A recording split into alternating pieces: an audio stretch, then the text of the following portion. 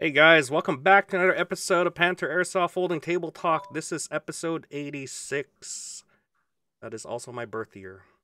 I am old. I didn't state what century, so And moving on. What? Moving Was it on. 1886? Yeah, like what were you fighting with muskets there or what? Like When no one specified the century, we're good. When Airsoft was giant metal BBs. Yeah. I am the ultimate LARP at this point. Yeah, with no backspin. All right, and for this segment, it's gonna be Omega Crossfire event coming up. It's gonna be an overview, and for this overview, Scott will be helping us go through a lot of things: story, teams, your required equipment list. We're gonna simplify the rules for you guys. We're gonna be asking you guys, have you read the rules? That is the big one. And if Scott says you haven't read the rules, go read the rules. Timelines, and as well as advice from all of us. And we'll be answering some of your questions as well. So, without further ado, let's get started. Crossfire. This was a event that was delayed for the last 2 years, Just, 2.5 years just a now, almost. Small delay. Yeah, Small delay. a little bit of small Yeah. one, yeah. There was some sort of pandemic that happened, and There's something weird going on. yeah, dude, I just had a cough. Okay, anyways. Yeah. So let's just go through some of his info here. So Crossfire, a little bit of introduction. It's a 3-day event, 400 acres of untouched wilderness. It is the same AO as it was before, and it is a beautiful AO. That is the 108-mile Spruce ranch. Hills Resort and Yeah. Spa. It's Okay. just north of 108 Mile. That's what it Okay. was. Yeah. All right. That's what it was. I was in Milsom Westmode all of a sudden. I'm like Yeah. Horseshoe Bend Ranch, and I'm like, wait. No, back up. Yeah. Wrong country. Wrong country. So what you have here is you will need to think outside the box to outsmart, outflank, defeat your opponent. This time it's not so simple. Wait, not so simple? A private mercenary company has been contracted by the UN to provide security for the local town to ensure peace. So that explains a lot about the DMZ that you guys have in the middle of the map, and that is controlled by UN and as well as private military forces. Is that correct? Yeah, that is correct. Yeah. That's going to be an interesting dynamic where you have a center choke point, Right. and then I wonder what's going to happen. I don't even know. Like, is red going to push up or blue's going to push down, or going to be an interesting dynamic. We'll see, Yeah. So story-wise, day one, bushfire. This is sorry, Scott. I literally just copy and pasted this from the purchase that's good. page. Yeah. And I'm guessing this is what you're going for still. For a lot. Yeah. Of This is the narrative, as it were, the reason we're all here. Okay, perfect. So I guess I'll just read through this first before we start to divulge into each day. Day one, bushfire. So that's what the day one is called, bushfire. Let me just check the timeline. So day one is the Friday, I'm guessing. It'll be Friday, yeah, the 20th. Yep. So game starts at 1900 hours, so that is 7 till 2 p.m. 7 p.m. to 2 a.m. 7. Yes. Yeah. 2 a.m. Yep. Yeah. The largest conflict starts with the smallest of fires or of flames. After arrival, check-in, safety checks have been completed. You will rendezvous with your faction to receive your briefing and get set into your unit. Hopefully you have your units already set up. You have team pages already in place to set up little squads and the platoons. So get on it. The afternoon will be spent getting you situated in your forward operating base while orders roll in from command. Like all wildfires, the conflict will start with a small action across the field, tempered by the presence of local security forces that are backed by international actors. International actors. This is playing out. And out of field support assets. Out of field support assets. Can we ask what kind of out of field support assets are we talking about here? Is this like air Blades? Like it could cover a variety of different things. We've left it somewhat open-ended. Ah. Don't want to give away too much. We always like to have a little bit of flavor there that we keep back to sort of surprise people with. But yeah, we got a couple of different things in the works. See what we'll have, what we'll be able to make work. Thinking of OmegaOps previous games, Nerve Agents was one of them. Yeah, I know With the Mac purple and Tack. smoke. Were you guys there when they did I that? I remember the rule sets and stuff like But that. I don't being think this told is a and stuff like zombie that. game, so I'm kind of no, not hinting but that way. nerve agents are still present outside of zombie infestations. Oh boy, guys, bring your There was a nuke at the last one. Okay, people bring your really need to PPE, understand guys. this. Bring your PPEs. You'll need gas masks. All right. Mhm. That's a good pointer for a lot of people. But we all right, let me just read on here. But we all know that fires are hard to contain. Each side will have to fight for their future. The game of cat and mouse will play out well into the night. Of course, we gotta make sure that the night vision owners, justify their spending. Yeah, it's a lot of money. It's a lot of money for cat toy. Where we all can call stop to all operations in the early morning of Saturday. Troops will return to their bunks, give a few hours of shut eyes before real war starts in the morning. So yeah, this is a tier 2 event. Correct. Yeah. And you're gonna have rests in between, which is great to keep the fluid going for the teams, get some rest, and then fight on day 2, Wildfire, and that starts at the timeline here. That is at game on at 900 hours in the morning, so 9 a.m. in the morning, guys. As light shines over the temporary peaceful landscape, you will rally with your unit after some quick chow. Sleep is for the dead. Really? Strategic radio towers and resources and cash will be scattered throughout the battlefield that will be vital for your faction's success in the war. Capturing and holding these resources will be only one of the many things you need to get done today. War is dynamic, and so are the events that you will have to respond to. Ooh, that's spicy. So it's a resource fight now. You got areas of interest to capture, areas of places to defend. I'm sure there's a lot more in this, Scott, because I know you guys at Omega, you guys like to pull some like little theatrics. Yeah, well, people remember from the last event, right? We had to capture points of interest, and we had to take pictures of them and stuff like that. We had to utilize our phones. Yeah, so, a bunch of selfies. Yep. The fact that there's going to be dynamic, sort of resource kind of applications happening, that's definitely interesting, and I hope people are prepared. So I see here strategic radio towers. So does that mean now you could say you don't have to divulge in this further, but if another team was to take that, would they be able to cut off their radio transmissions, perhaps? There is that sort of possibility that we're working with. It'll kind of depend on how the game plays out. We like to have a couple of different irons in the fire and work around game flow. So like we generally won't punish a team if they're losing pretty badly.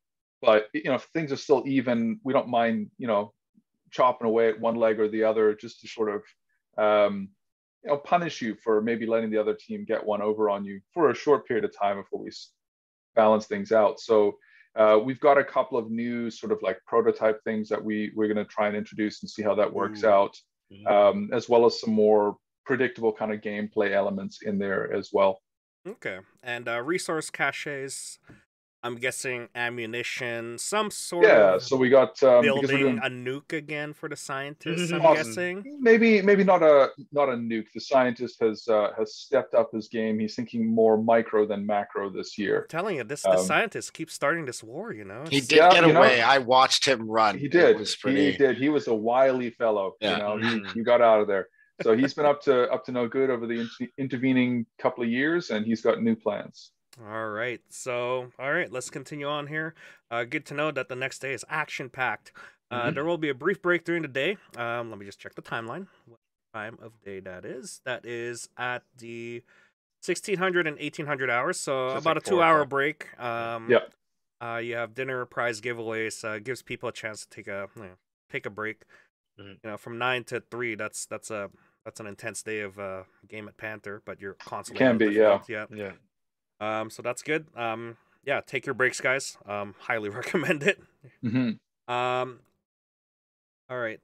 You'll need to fuel for a long day of fight, and you will go well into the night. Got nods? Good. You are going to need them. You may be able to turn the tide of the battle by some sneaky infiltration actions behind enemy lines. Oh, some solid snake stuff going there. So that is from 1900 to the same as 200.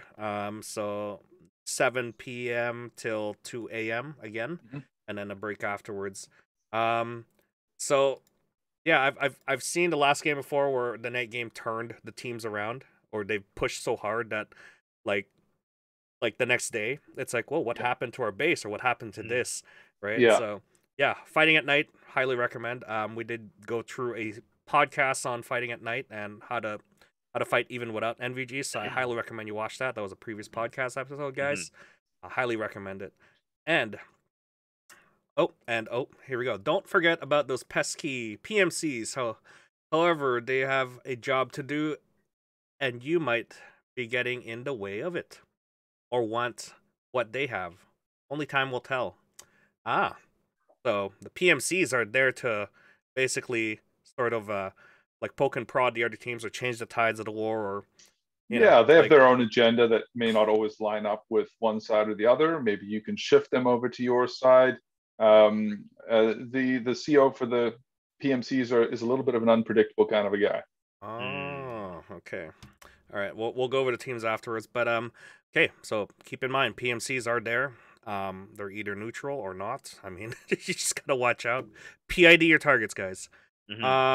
Okay. And day 3, Inferno. Oh, damn. All right, that's intense. Last day of the event will be the apex of the conflict. What crazy event will lead to a victory or defeat of any and all sides? There's really only one way to know. Get involved, sign up, get your tickets today. Okay, sorry. I ended up copying pasting that one. Okay, so that is the story there so far. I'm sure any of your events, it's create your own story, create your own, your squad, and do all kinds of crazy stuff. Be part of that story, right? Yeah. Work with your platoon, work with your squad, stick together. Okay, so the last day is Sunday. Game starts at 8 o'clock in the morning until 1 o'clock in the afternoon, and then you have a debrief at 1600 to 1800. So highly recommend you guys attend a debrief so that you guys can see what is going on.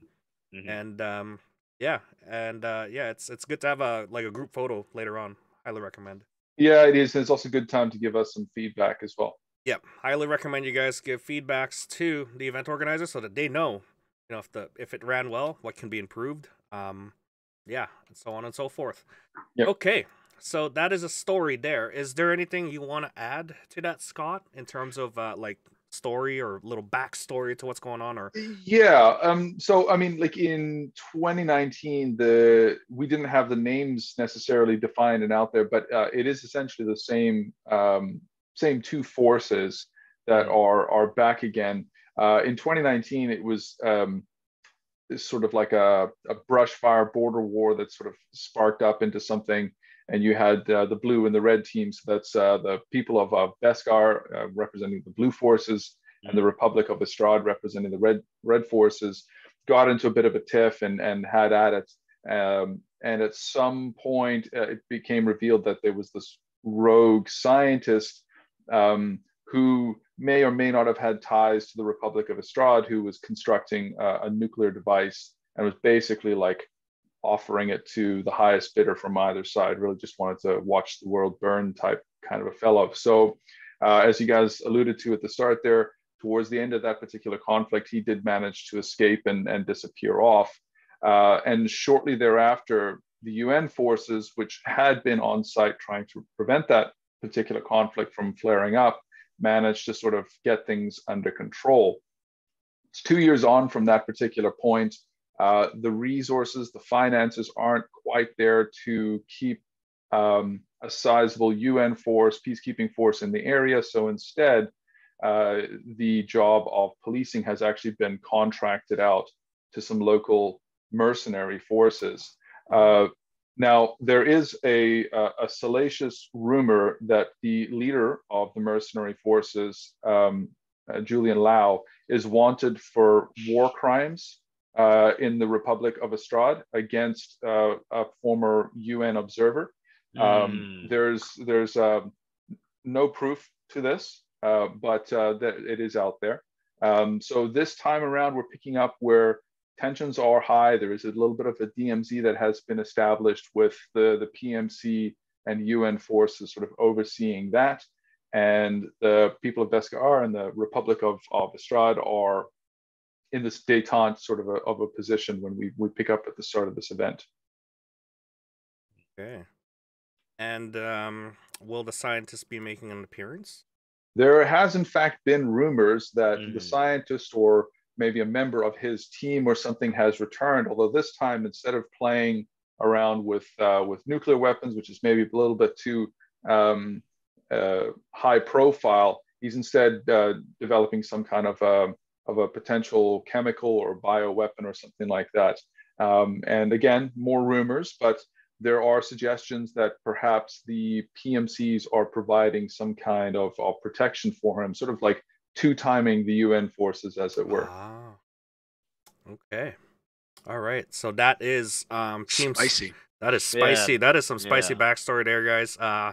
Again, play the story, play the objectives, and you're gonna have a fun time. It's gonna develop pretty well, guys.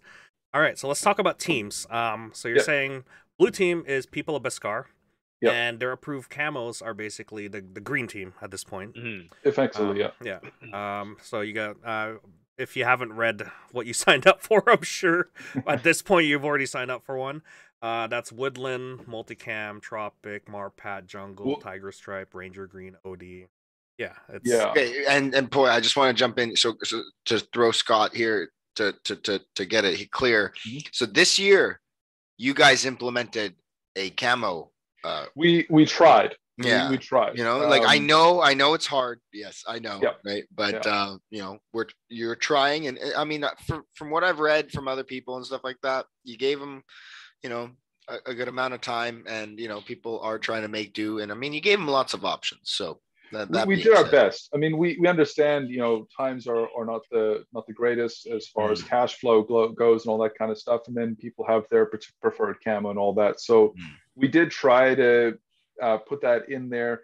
What it unfortunately led to is it seems as though there's far more people that play green in our you know, subtropical environment, temperate environment. So what ended up happening was we did have to kind of shift a little bit in order to maintain adequate balance of the teams. And so we've somewhat opened it up a little bit more now that it's not as restrictive on the camos. We are going to be using the patches similar to how we did in 2019 as the primary means of identification.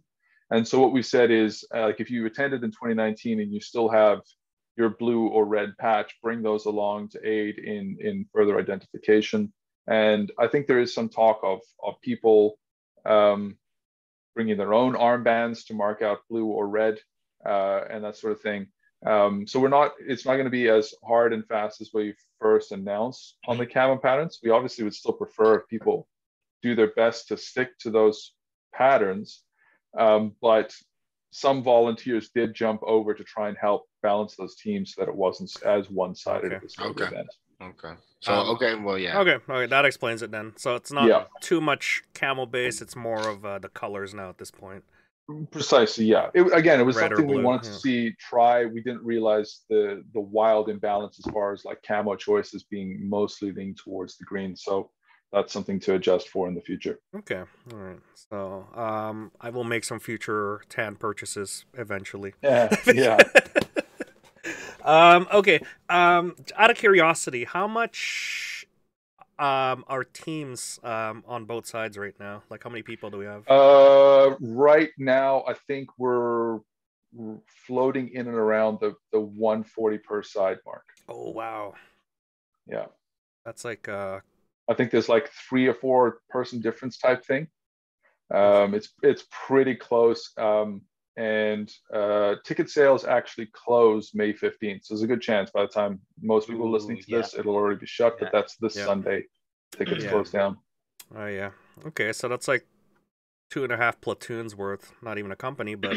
About that, yeah. Yeah, 2.5 platoons worth. That's not bad if you could get 2 platoons working together. That's a pretty big... For that AO, that's going to be a pretty good fight. That's pretty good. Yeah, and then there's approximately 30, about a platoon worth of PMCs on the field as well. Oh, so okay. all told, we're looking somewhere in the neighborhood of about 330 or so is what we're kind of expecting as far as players on the field. And there's 400 acres, so you guys have a lot of wiggle room to move around. Everybody gets an acre to themselves. Pretty much. Okay, and we have our forces, Red Forces, which is Republic of Estrad. Blue starts off north of the DMZ. Correct, yeah. That is correct. And Red, before we move on to Red, our CO for Blue is going to be Craig Wisdom. Yes. And work with him, great guy. And for Red, we have Justin Kirkwood, who is the CO, great guy as well. Worked with him pretty well. Please listen to your COs, guys. They make sure that you guys have fun. So listen to them and follow the chain of command. They are located south of the DMZ, and it's gonna be an interesting battle with that definitive border in the middle, where it was previously a border battle, and now it has a defined border, and you being on the other side of the border means that not good for you and the bad guys, because they're going to be going after you. And representing the folks in the middle is going to be the UN faction. That is, are they going to be wearing blue helmets, or is there some sort of identification on them? Yeah, UN forces it's essentially the admin team. So we will all be in multicam black to try and distinguish us from the majority of the other forces out there. There's a good chance we will have either berets or helmets of some kind in the delightful robin egg blue color, and UN patches along with our Omega admin patches. Okay, so it's not a big faction, then it's tiny. No. Again, the NPCs, the finances for the UN has somewhat dried up in this region, so we're a little understaffed. Yeah, with the finances low, that means you are relying on mercenary forces to take care of everything, and that is run by Julian, and we don't know much about them. Some kind of major conflict going on elsewhere in the world that has pulled a lot of attention away from these two small countries. Okay. Small border war, but big flashpoint. Mercenaries, I'm guessing, are wearing black camo as well. Is that correct, or has that changed? Yeah, it's kind of a mix of like I think it's black bottoms, gray tops, that sort of thing. With I believe it's a white or like a light gray shimag.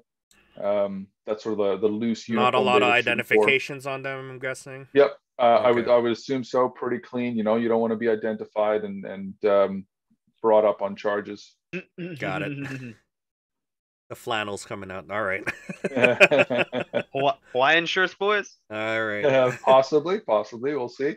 Okay. So that is the story right there, guys. A lot to go through. So like that's game a good to game. Breakdown. Yeah. It's a good breakdown of which side you're on.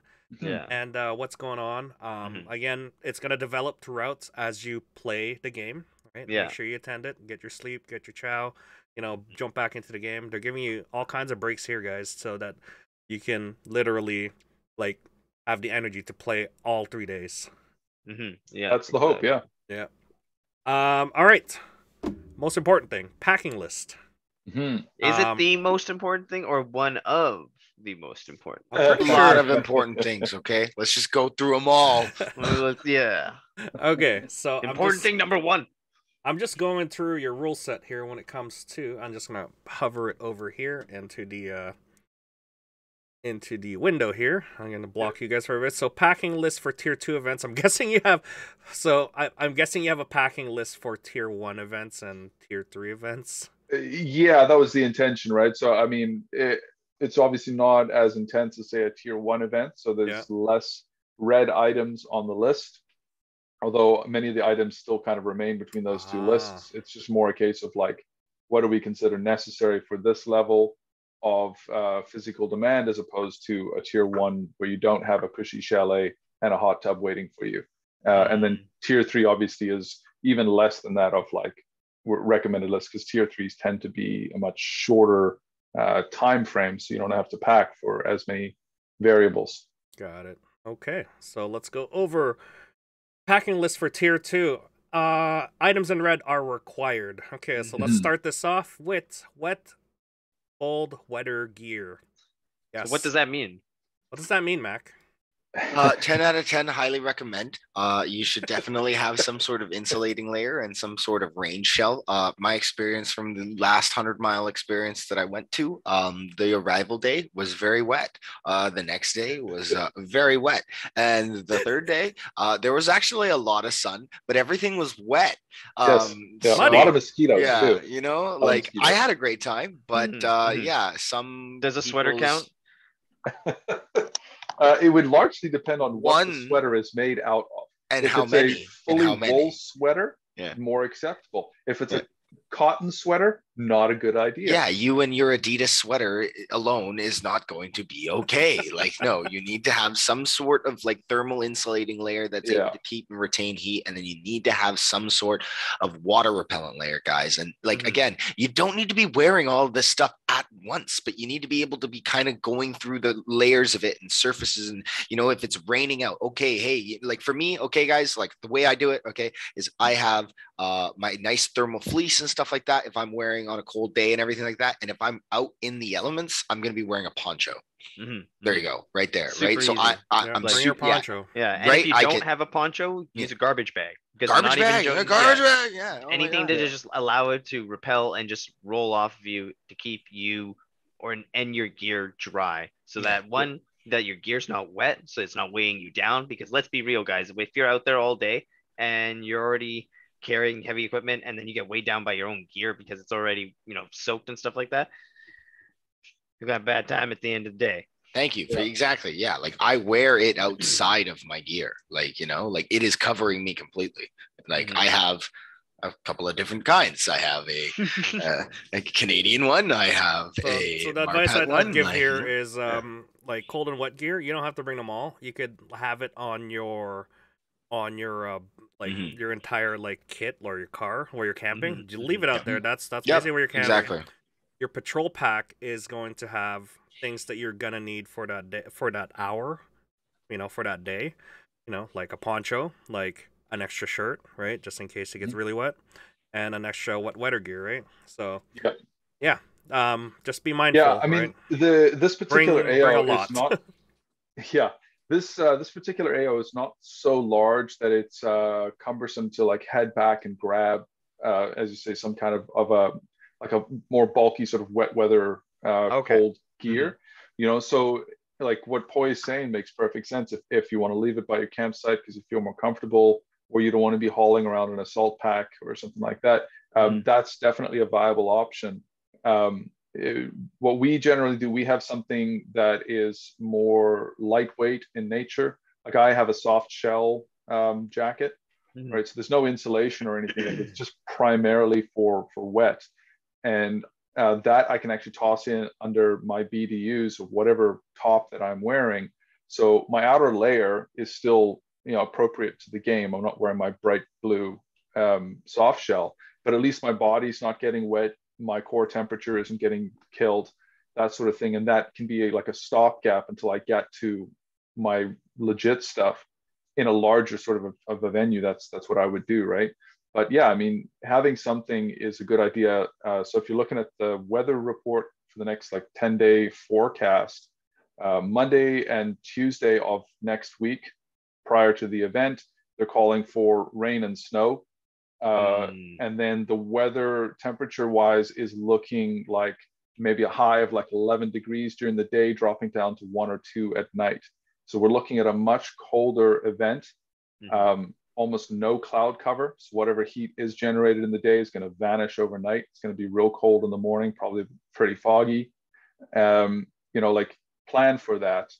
Make sure that you've got extra layers, as Mac's saying, thermal layers fleece, merino wool, Percent. or some kind of an artificial and version dry of fit merino. stuff. Exactly. Yeah. Yeah. Exactly. Yeah. Like the one benefit with wool, the reason why we tend to run that or merino is it still retains its heat insulating properties even when wet, as opposed to cotton or polyester, which will just suck the heat right out of you and are actually detrimental in wet weather. Yeah. So something like that is a good idea. And part of that also that runs into why we have a break on the Saturday is you tend to generate a lot of heat running around, you sweat, and the sun disappears, and now you're wet and cold. And cold because there's no sun to dry you out. So by having that break overlap with the sunset kind of period gives you time to acclimate to the colder temperature heading into nighttime. So hopefully we don't have as many people crashing from that. Yep. Yeah, and I can say for one, as a person who like kind of underdresses sometimes just because I tend to get hot when I'm active and everything like that. Yeah, you always want to have something handy, because if you don't have it handy, you could get yourself into that like bad exposure kind of situation, and you don't want to harm your experience. That's why it's a red item, guys. Like that the whole point of that is so that you guys have a good experience, because if you're comfortable, then you can play and you can have fun. If you're not comfortable, well, that's also another way to play if that's your kind of thing. But you get what you pay for. Embrace the suck. It can really ruin your event. I mean, we've been at events where we wake up in the morning. Boy, you were there a couple milsims back a number of years ago. We wake up in the morning and there's literal frost over the top of your bivvy or your bag, whatever you're in at the time. And if you've got the right gear, it's tolerable. It doesn't ruin your event. But I've been to other events where a guy showed up in jeans and a t-shirt in November and it dropped to -5 and the dude was borderline hypothermic and had to be pulled out of the event. And that's not just his event that's impacted, that's everybody else that has to deal with him as well. So, like have some respect for your teammates as well, because they're the ones who are going to have to bail you out when you're improperly dressed and whining and cold and whatever else, right? So remember, guys, your fastest guy is always the slowest guy in the team. That's how it goes. Okay, so wet weather gear, it's a must, especially with the weather report that you just mentioned now. It's gonna be colder than it was before. We are still in literally May, so be careful, it's pretty unpredictable up there. All right, let's just go over some of this other stuff here. Of course, your uniform BDUs and your top, pants, shirts, sleeves, boots, socks. Socks. Well, guys, socks. Bring extra socks 3 times. Sure, more than that. More the merrier. Minimum 3 pairs of socks are a very good idea. A fresh pair of socks for each day is the bare bones. Remember, guys, like from our previous segments, your foot is the base of everything you do. If those are wet, tired, or fatigued, you're not going to operate very well. It stems, that's the root, and it stems all the way up to your back, your neck, and then everything else that's going to tire you out. So socks, guys. Yeah. And Tack actually had a good suggestion, the garbage bag idea with your boots. So I generally run like Gore-Tex gaiters or socks that come right up to my knees. So I'm generally covered. You can do the same thing with a pair of garbage bags. You put that on under your pants and your feet at least stay wet, even if your boots are soaked, because there's nothing worse than trying to pull on soaking wet boots first thing in the morning. Yeah, so that's actually pulling them off. Yeah, so that's what we did. And that's one of the things that I would honestly give tips to is like, and this is why emphasis on socks, guys, because once your boots get wet, I really don't think, like even myself, I don't have a second pair of boots. But what I can do is I can have those disposable plastic bags that the entire world hates. Okay, try and find ones that don't have holes. Okay, and then if you draw a fresh pair of socks and you wrap those, your foot in that bag and put it back in the boot, you could be in a relatively comfortable situation. It's not going to last forever, obviously, but it can be a quick fix. And then another thing too, guys, is just being able to swap out the socks throughout the day. Yeah. Yeah, your socks is absorbing all that sweat that's coming out of your feet. Just So just everything. yeah, everything. Yeah. Everything. Yeah. All right, continuing on here. Identification card, of course. Please have ID. So this one's an important one. Medical info card, relevant information in case of emergency. It could be just as small as a piece of paper on you. Yeah. With all the informations like allergies, your emergency contacts, who are your other teams, contact medication this number that you're taking. Yeah, medications. Yeah, I recommend a cue card and just Yeah. keep that like laminated. That's I literally have this one that I redacted. That I have all my stuff on when I go to like MSW and stuff. And it's just like honestly, like I have all my government IDs and stuff like that, but that one is honestly just like in my head. Yeah, the idea behind that, again, like we made a small video about it, like keep it in your left arm or breast pocket, somewhere on your left side, so that our medic knows where to look for it. Because the idea is if you're non-responsive or non-communicative, we need to know immediately what your specific situation is relative to treatment, so that our medic is not doing something that your card says he shouldn't be doing. Or if the paramedics show up, they know, okay, we can't give them this drug or that drug or whatever, because it'll do more harm than good, that sort of thing. So like, I really don't care what your medical situation is, but the guys treating you, if something goes wrong, are going to need to know that information. Yeah. Okay. Exactly. So, standard for any events, honestly. Medical information card is a must. Again, if you're one of those people to have some sort of medical sort of need, then write that down right away, so that just in case you pass out or if something happens. Yep. All right, moving on. Notepad with pencil. Highly recommend. Just doesn't have to be waterproof. I mean, you can just put it away in your pack. Watch and timepiece. So phone. This is a big one. Does the phone count as a watch, or do you want watch? Yeah, that's fine. I mean, so it depends bare on minimum, how. Right?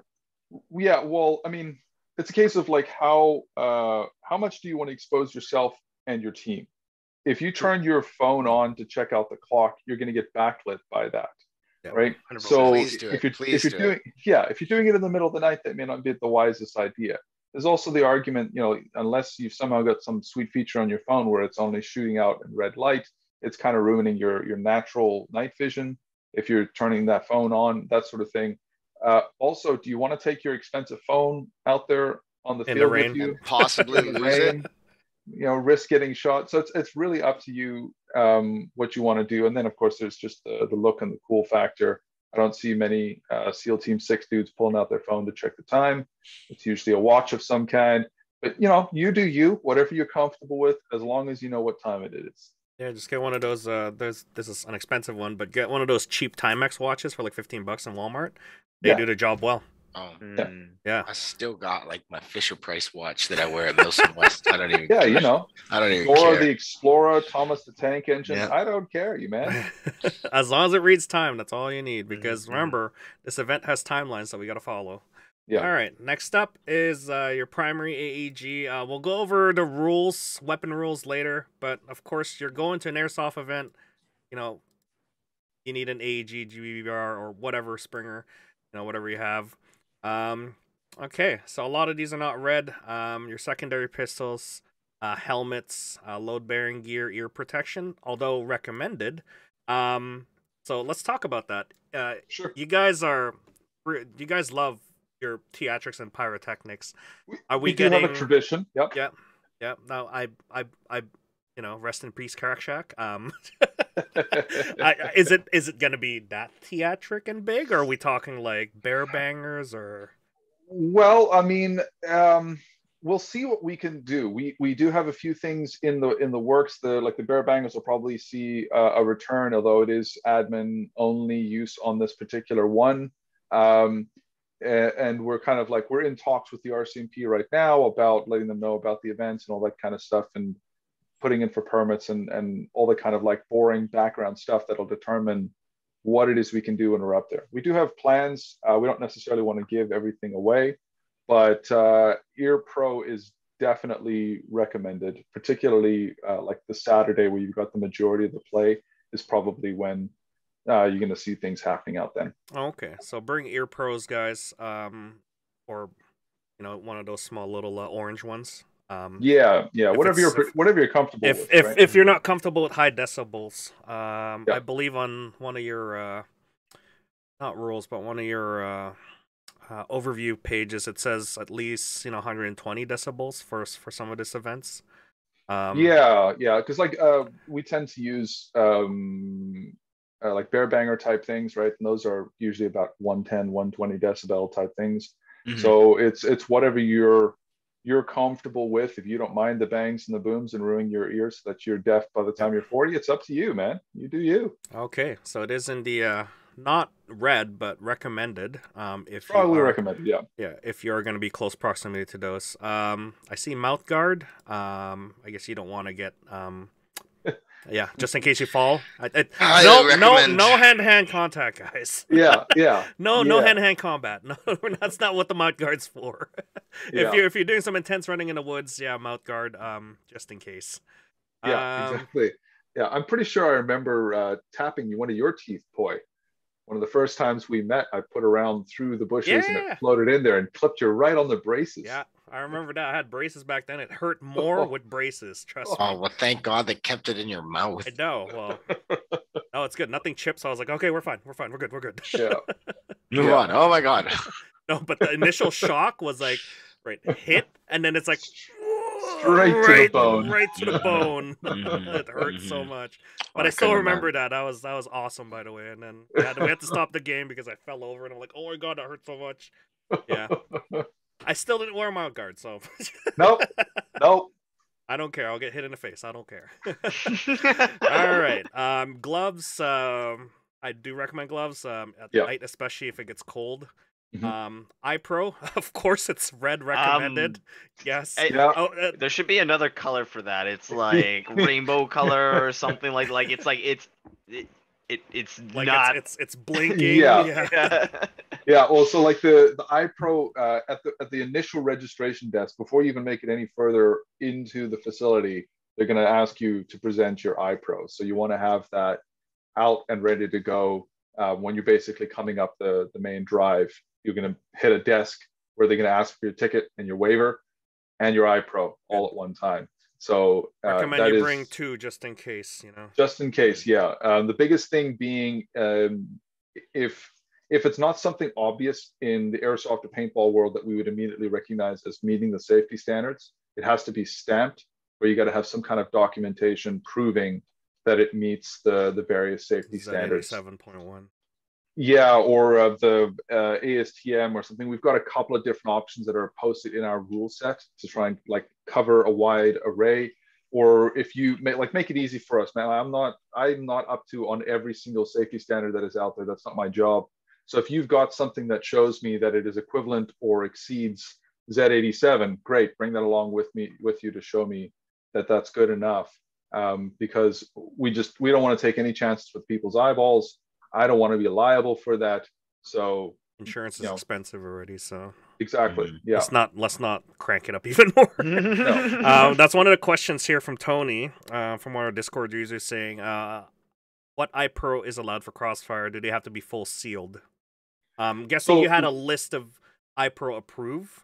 Where can they find that? In our rule sets, we do have a section where it posts the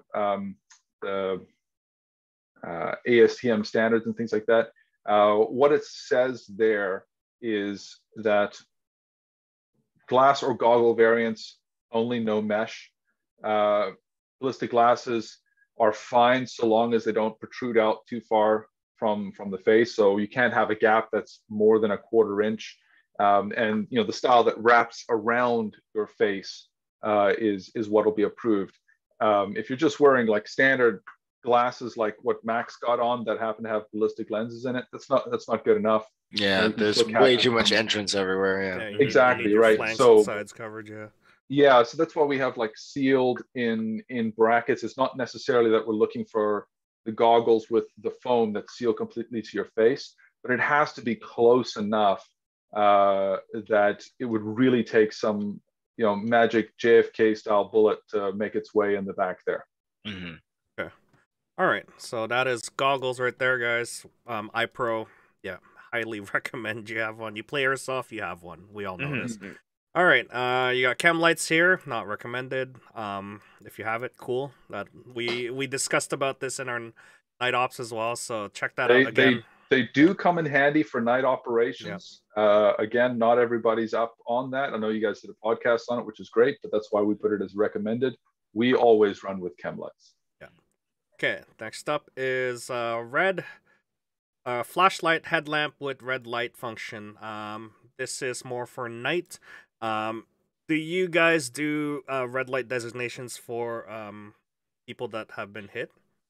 No, so it's the same hit rules that we follow during the daytime, Okay. which is you act it out. You know, the louder you can make yourself when you're hit, the quicker the other guy realizes that you're dead.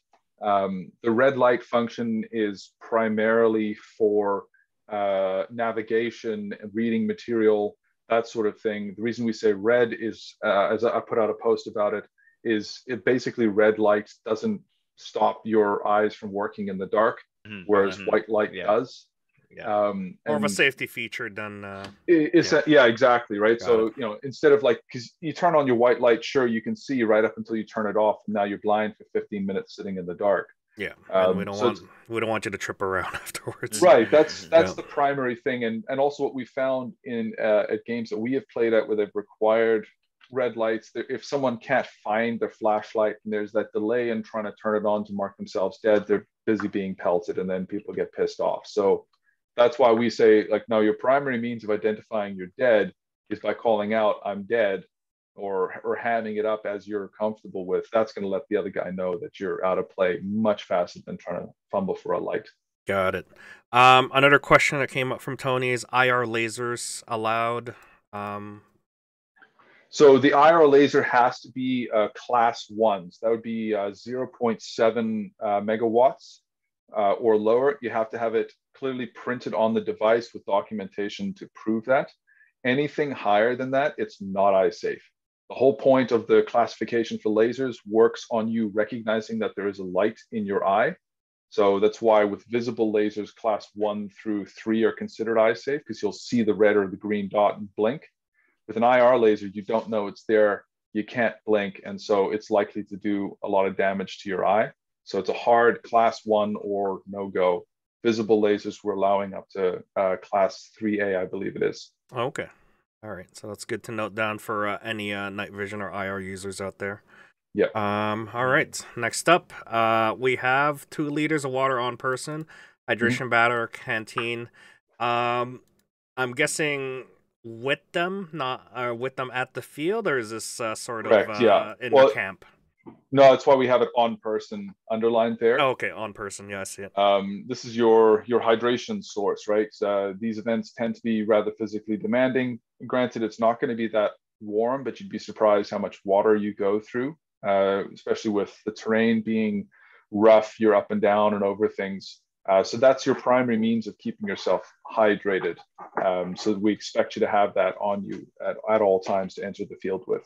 Yeah, and plus the medic waters as well. You're gonna get a lot of hydration. Yeah, that's like the redundancy sort of thing of like, if you're not aware of how thirsty you are, or you're just being, a macho man and are just gonna tough it out, the medic water will ensure that you're getting some kind of liquid. Okay. All right. We'll speed through some of these now because these are sort of stuff that you'll need later. Radios, these are required for command positions.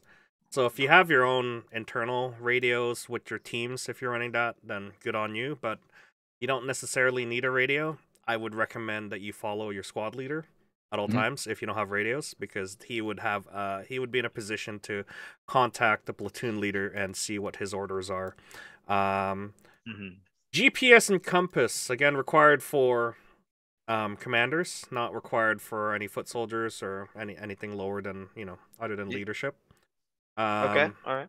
Yeah, but like you're go that way. Yeah. At least bring a compass so that you know which direction you're facing. Yeah. That is. I was just gonna say, as an individual, it would kind of be helpful if you know which way you're going. But it's like it's okay. LARP is a boot. It's all right. Yeah. I'm going this way. It's fine. Yeah. And just a small tip that Craig and I learned at an event. do not put your spare batteries too close to your compass. Yep. Your compass cannot find true north anymore. Craig and I spent about a half an hour going in circles at like 2 a.m. in the pitch dark in the middle of a thunderstorm, trying to find our way out of our campsite. And we're like, what the hell is going on? We should have been out of here within 30 seconds. And we're still wandering around. The compass is just spinning. Yeah, it's like every time I turn left, the needle still shows we got to go more left. So. Oh, man. Okay, that's a good pro tip. All right, let's move on here. MREs and snacks at the field, guys. Bring snacks, of course. Spare batteries for your AEG, flashlight nods. Good tip on that battery. Keep it away from your compass. Twine, cord. What's a jute? Jute's just a material. It's like twine. It's the like the brown furry kind of stuff that you see at Home Depot or whatever. Yeah. So this is just material. Yeah, you're just securing stuff on you if you're using any of these. Yeah, of course, tape. Like I said, from our night ops, highly recommend you guys buy some gaff tape because they are great. They're also expensive, but they are very good for just securing stuff. Yeah. Overall, they're like they're like better than duct tape because duct tape is too adhesive. And then there's gaff tape which doesn't leave a residue. Cash for incidentals. Okay. Always a good idea to have cash, guys. Yeah. Yeah. Yeah. Unless you could trade bitcoins to a phone, then it's really up to you. You're welcome to try. Food, water for 3 days. That is a must. I'm guessing this is for camping situations at this point. Is there available accommodations if people don't like? I know it's a red, but like, is there a just in case backup plan? So there is a restaurant on site. Okay. If you don't have food, you can always go to the restaurant. I'm not entirely sure what their menu is. We were still in discussions with him because the guy tends to like change up his menu fairly frequently, so it's a bit hard to pin down. But so there is like a buffet style place. You pay whatever the fee is, and then you go in and grab your food on site. It was okay food for what it is. It wasn't bad, yeah. And I think there's an actual restaurant on site that may be open. It was closed for renovations in 2019. I don't know whether it's open or not. And then of course it is, like 108 is nearby. I think there might be 1 or 2 pizza places you could order food in, that sort of thing. Okay. You could get in your car and head on out as long as you leave your gear behind. Don't be driving into town with a pistol on your hip, please. Okay. So yeah, food options right there. Spare clothes. For when you go out of the field. Yeah. Large heavy duty garbage bags. This is always a must when you're camping. Pack in, pack out. Yeah. Bring your you bring your stuff in, bring it out with you as well. Poncho. It's gonna be a wet one, so I would recommend just changing that to red, honestly.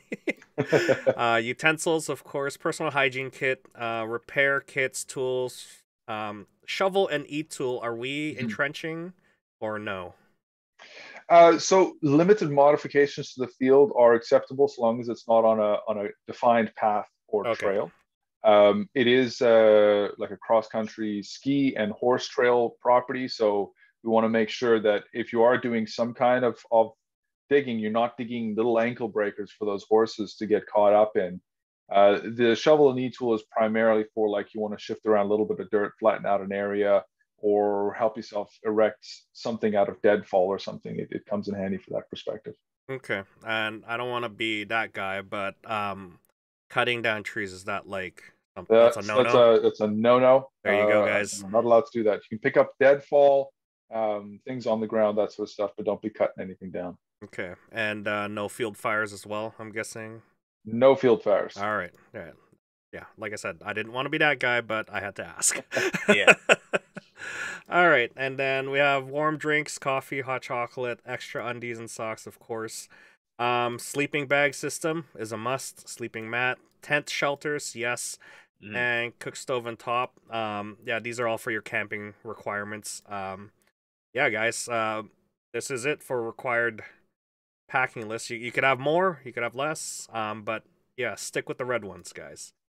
Okay, So, anything else we would add to our recommended packing list here before we head on to actually going through the rules?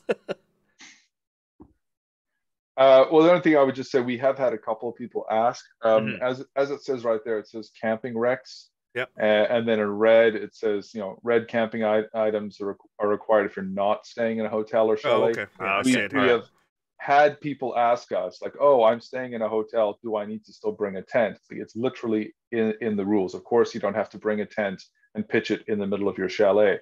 You can forego that if you're not, if you're staying in a chalet or a hotel, or if you're sleeping in your car, whatever is your level of comfort there. We're putting these in there to make people who maybe aren't campers, aren't outdoorsy people, think about that kind of stuff and realize there's literally nothing there for you unless you have rented a room. Yeah. And my recommendations is bring a tarp, because if it's Yeah. raining, you could just cover yourself with a lot of tarp in the ceiling in your camp area. Yeah. Yeah, you can roll up into the fetal position and cry yourself to sleep. Ah, yes, that is a good use of tarp as well. Sounds like my first Crossfire. All right, so wow, we spent like a good 25 minutes to 30 minutes there on requirements. All right, let's go over. Let's just simplify the rule sets here when it comes to Crossfire. I'm sure you're going to be poking and prodding a lot of people into saying, "Hey, did you read the rule set that we have?" I'm sure Yes. that happens a lot. A lot of people in MSW do the same thing. They don't read the rule sets, or the tax stop is what they call it. And highly recommend you guys go through at least the rule set once, or at least once with your teammates as well, so they know what's going on and stuff, because this is the golden rule book that is what you guys are following and what you uphold at the field when it comes to things like, code of conducts, and as well as weapon rules, medical vehicle rules, and yeah, let's just go over some of this. We don't need to do clearing procedures. I think all airsofters know how to clear their airsoft guns. All right, so there is a section here for weapon rules and replica, FPS, and magazine restrictions. Mhm. LMG, light machine guns. MMG, medium machine guns. Everybody knows that. So squad restricted to no more than 2 squad support weapons, 2 LMGs or 1 MMG or LMG. Mhm. 2 grenadiers per section consisting of 12 players, 1 squad leader. So you can't have an entire team of machine gunners. That's what you're saying, right? Yep, that's it. Especially with the idea with all of this is trying to like get you thinking more like a legitimate unit. Like recognizing that there's different roles that you play in the field. That those squad support weapons, they have the bigger box mags for a reason, and that the riflemen are supposed to be doing a lot more of the moving, while the squad machine becomes like a pick point around which everything else pivots. So that's kind of what we're trying to get going here, as well as it's not as much fun if everybody's running with 3,000 rounds and then just BB hosing the whole field down. For those guys who want to play a little bit more of a tactical or slower paced game, so we're trying to find like a happy medium where everybody's getting a little flavor of the style that they prefer. Okay. All right. So that's good. So there are restrictions to how much you can have in roles in the squad. Let's scroll down here to magazine restrictions. Box mag, drum mags are restricted only for LMGs and MMGs only, and must be faithfully reproduced in real world variants. You mentioned the same thing for reproducing how squad roles work. Now magazines are going to be the same thing. I'm sure there's going to be a lot of people. I'm sure you've already fielded a lot of questions for it in regards to box mags and drum mags. It already says they're high caps. No high caps allowed, guys. They're smart. All right. So, yeah. Mid caps or low caps. Yeah. There is no limit to how many magazines you can carry on a person. So there's a lot of aspects of realism that you're putting in here and Yeah. emphasizing the most. And what isn't mentioned here is Are machine gunners going to have more ammunitions, or are they going to have the same as riflemen's? No, they'll be given more. So the like the LMG guys are being given basically twice the amount that a standard Okay. rifleman would be, Mm-hmm. to account for the larger box mag, as well as the fact that their primary purpose is suppression fire, while everybody else, Good, you good, know, good. does the move in envelopes and things like that. And you highlighted here for this event, OmegaOps will be supplying field BBs, 2.8 Yes. grams for all weapon classes. Nice. That's got a good punch. And for sniper rolls, is 4-gram BBs will be supplied. Tracer Mhm. rounds. Tracer rounds will be supplied as well. Ah, Yeah. interesting. So the tracer rounds will be mixed in for at night. So Okay. won't be necessarily every round that's a glow in the dark, but there are tracers that are going to be mixed in with the night loads that you'll be receiving. Gotcha. And I'm guessing with your storyline developing and resource capturing, does that have something to play with in terms of we captured this resource? It's going to be extra Yeah, ammo for our team or medical or anything exactly. like that. Yeah. Okay. So by going to the field BBs, what that allows us to do is make the statement of you take out an enemy patrol or whatever it is, any BBs that are not in a magazine already, you can take and add to your own cache. So that's loose BBs sitting in a bag, or BBs in the guy's loader or something of that nature. As I say, if it's in a magazine, you can't touch it. Got it.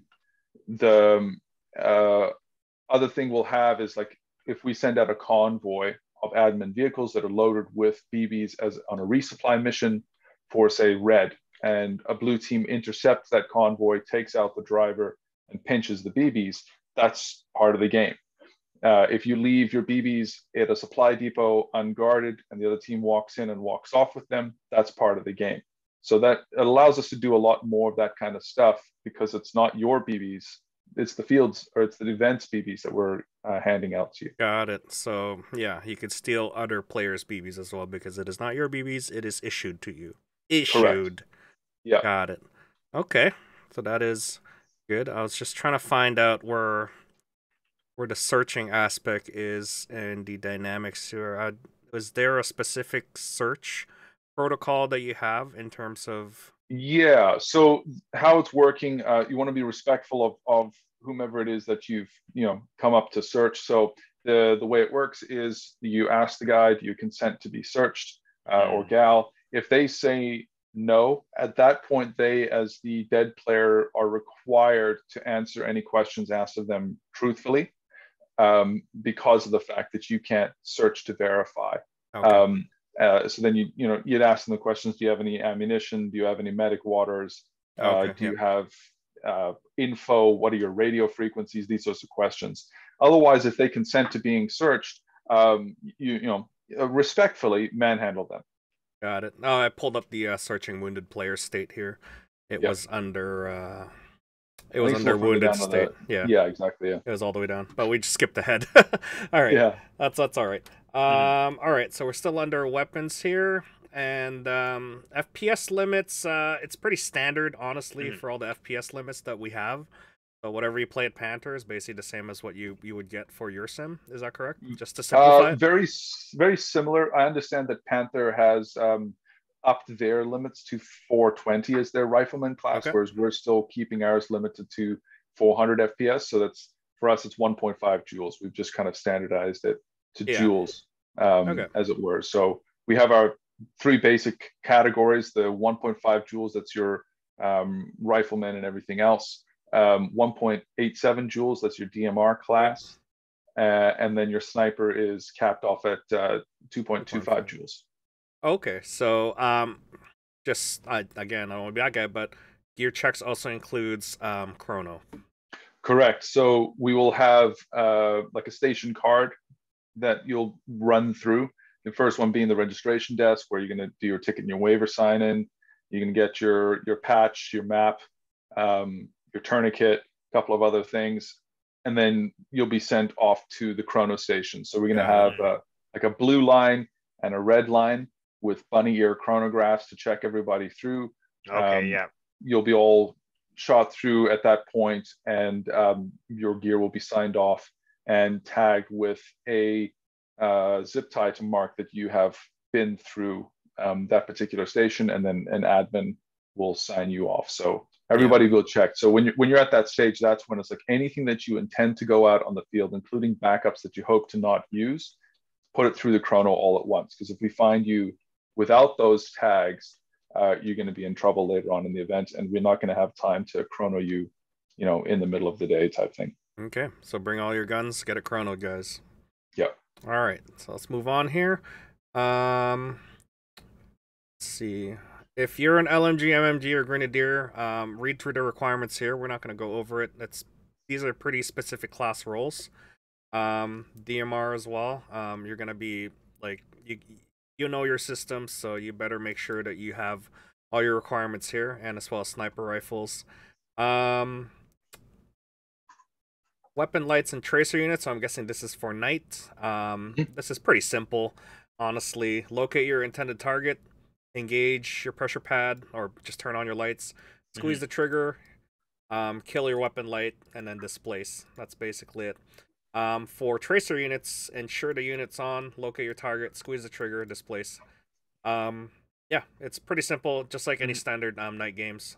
You're simulating your fire by basically turning on your lights on and then killing it afterwards. Yeah. It gives them a chance to see where you're coming from, especially with tracer units. It's always on, so yeah. And what we've generally found, night games can be pretty hit or miss because a lot of people don't like being in the dark. Yeah. What the tack lights do, what the tracers do, is they give people a sense of a more level playing field. If they know where you are, it gives them a little bit more confidence as opposed to just wandering in the dark hoping to run into somebody. So that's why we've introduced those sorts of things, is to try and hopefully extend that gameplay and keep more people on the field, so it's not just the Nod squad that are running around. There's more people that want to stay out and engage and extend the fun. Yeah, like I said, look up our previous podcast segment. The reason that we put it up is because half of your day is basically fighting at night too. So yeah, if you have a bad experience of playing at night, look at our guide, Night Ops, and it'll go over things that you can go through without even having night vision, because you can still fight at night. It's just very difficult, but if you follow those procedures properly, at least you'll have a fun time. All right, let's scroll around here. Hand grenades, 10-foot kill radius at the point of detonation. Let's see here. I think it's pretty So does this self-explanatory count? here. Then if someone has like it says here, Thunder Bees and stuff like that. So let's say someone had one of those Airsoft Innovation burst disc ones. Would those count as well? Yep. Sound Anything grenades? that makes some kind of a bang, a noise or something like that on detonation is what we're looking for. Okay. So that like the individual can tell that something has gone off.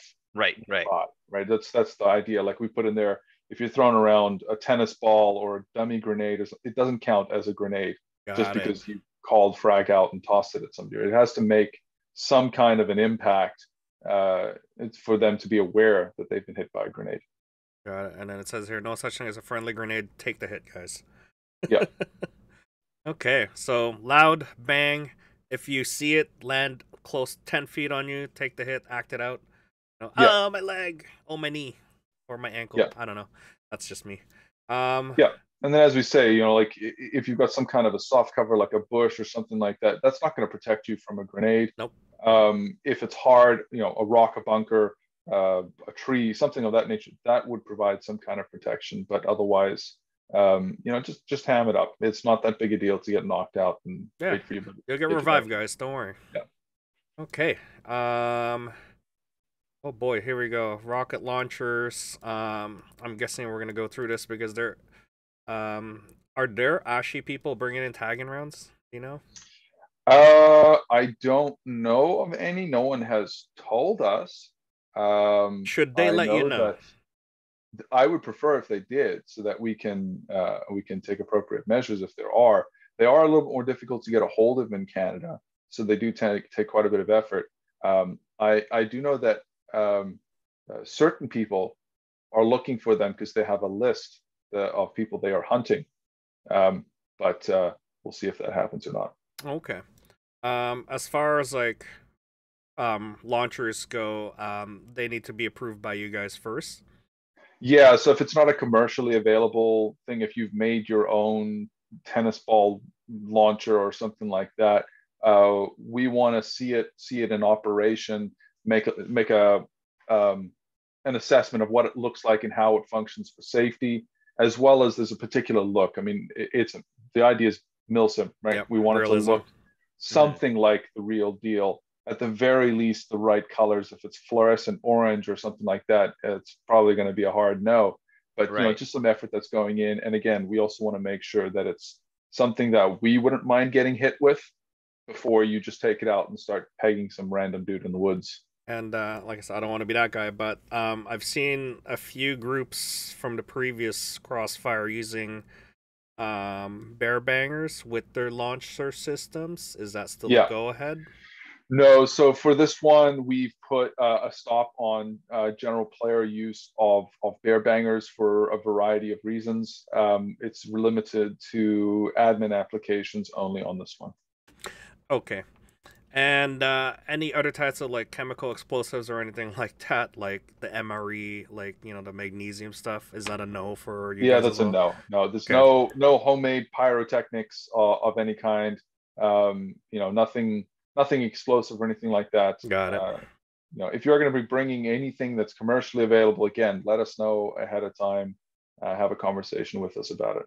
Got it. And for the 40 mic stuff, like 40 millimeter grenades, those are just the commercially available ones for airsoft, like the shower BBs, Yeah, like correct. airsoft Yeah. innovations. Those are allowed.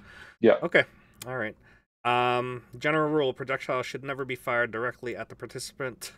Rockets fired at vehicle should be directed at hard elimination targets displayed on the vehicle. So we're going to be going over the vehicle rules as well on that. Mhm. Okay, so you're mainly using launchers to take out like light vehicles or whatever vehicles that people are going to bring out. Yeah, exactly. Okay, so let's move on here. Medical and respawn. All right, so we're in the middle here. Medical and respawn rules. So let's start off with real world medical situation. So you guys are still using gun safe as your like stop what you're doing, drop everything, put your gun on safe, put it down, and don't move. Cease fire. This is the closest thing to then call out real world medical, and then your medical staff will be on it right away. Hopefully, your commanders, your squad leaders, and your platoon leaders will shout out through the radio that there is a real world medical.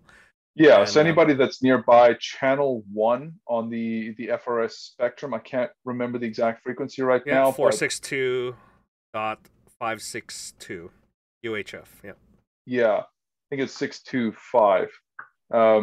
That is the medical channel frequency that will be reserved for the event. So, if someone nearby has a radio, they can jump onto that and start calling out for real world medical. To get our on-site medic over there to do the basic assessment or whatever else, and then if needs be, we'll escalate it from there. Okay, perfect. Yeah, just get this safe word in there, guys, in your head. Gun safe is real world medical. So when you hear that, just drop everything and discontinue the fighting until everything goes back to normal. All right, call your hits. Of course, that is important. All right, here we go.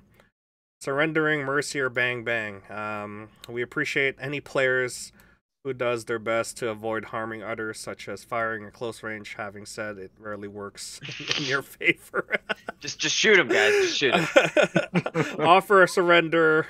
If it's typical airsoft, gentleman's rule. If you got a drop on him, you're right behind him.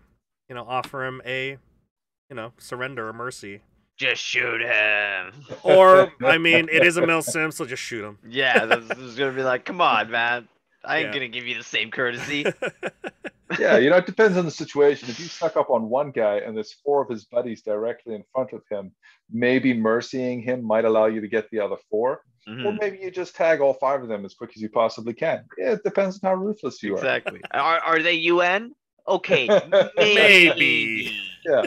Maybe. If it's Jeff, definitely not. Oh, Just sorry, shoot him. kill on Yeah, sight. shoot, yeah. Yeah.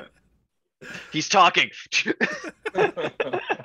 Oh my gosh. All right. And then what is this? Bang Bang is considered the same as surrender, mercy. So Okay. there you go. There's Bang Bang rules there, guys, if you want to use that. Yeah, honestly, yeah, if you're nice, you know, given that option, other than that, yeah, if you really... The important thing to remember is at our event, surrender is optional. They can choose to surrender, they can choose not to. They're not required to surrender just because you snuck up and called mercy on them. You're literally asking them to pull themselves out of the game at that particular point in time. So that's why, like what Tak's saying, just shoot him. I mean, if you really don't trust him, just shoot him. All right. Next up is stealth kills and rubber knives. So you guys allow rubber knives in your event? Yes. Yes. Okay, so that's different from Milsim West, I believe. They don't allow it. Okay. So rubber knives may be used to tap an opposing player, thereby eliminating them. Knives may not be thrown or used with a stabbing motion. Knives may not be of rigid plastic, sharp, or in a way capable of causing harm. Is it sort of the same rules as Panther, where you stealth kill someone and they cannot act it out or like yell? Yeah, I mean, like, you know, give it to the guy. If he managed to sneak up on you, give it to him and just let him on his way, because chances are he's going after your buddies, and then you can laugh at your buddy's misfortune. Yeah, that's your fire team buddy. He was supposed to check on you, but he never checked on you, so... All right. So, here we go. Hit.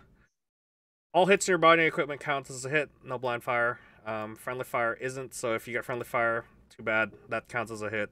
Okay, here's a big one. Hits your weapon, and it disables it. It's called a gun hit. Okay, so we're going with that rule. And your weapon's disabled until you return to the CCP, which we'll go over as well. Or an engineer makes your weapon live again. Oh, cool. Okay, that's awesome. So you have engineers on standby as well on your team. Yeah. Okay. Yeah, there's going to be a couple per side that have various functions out there. Got it. Okay, so yeah, bring a pistol, guys, if you're gonna get gun hit. But you only get gun hit once, guys.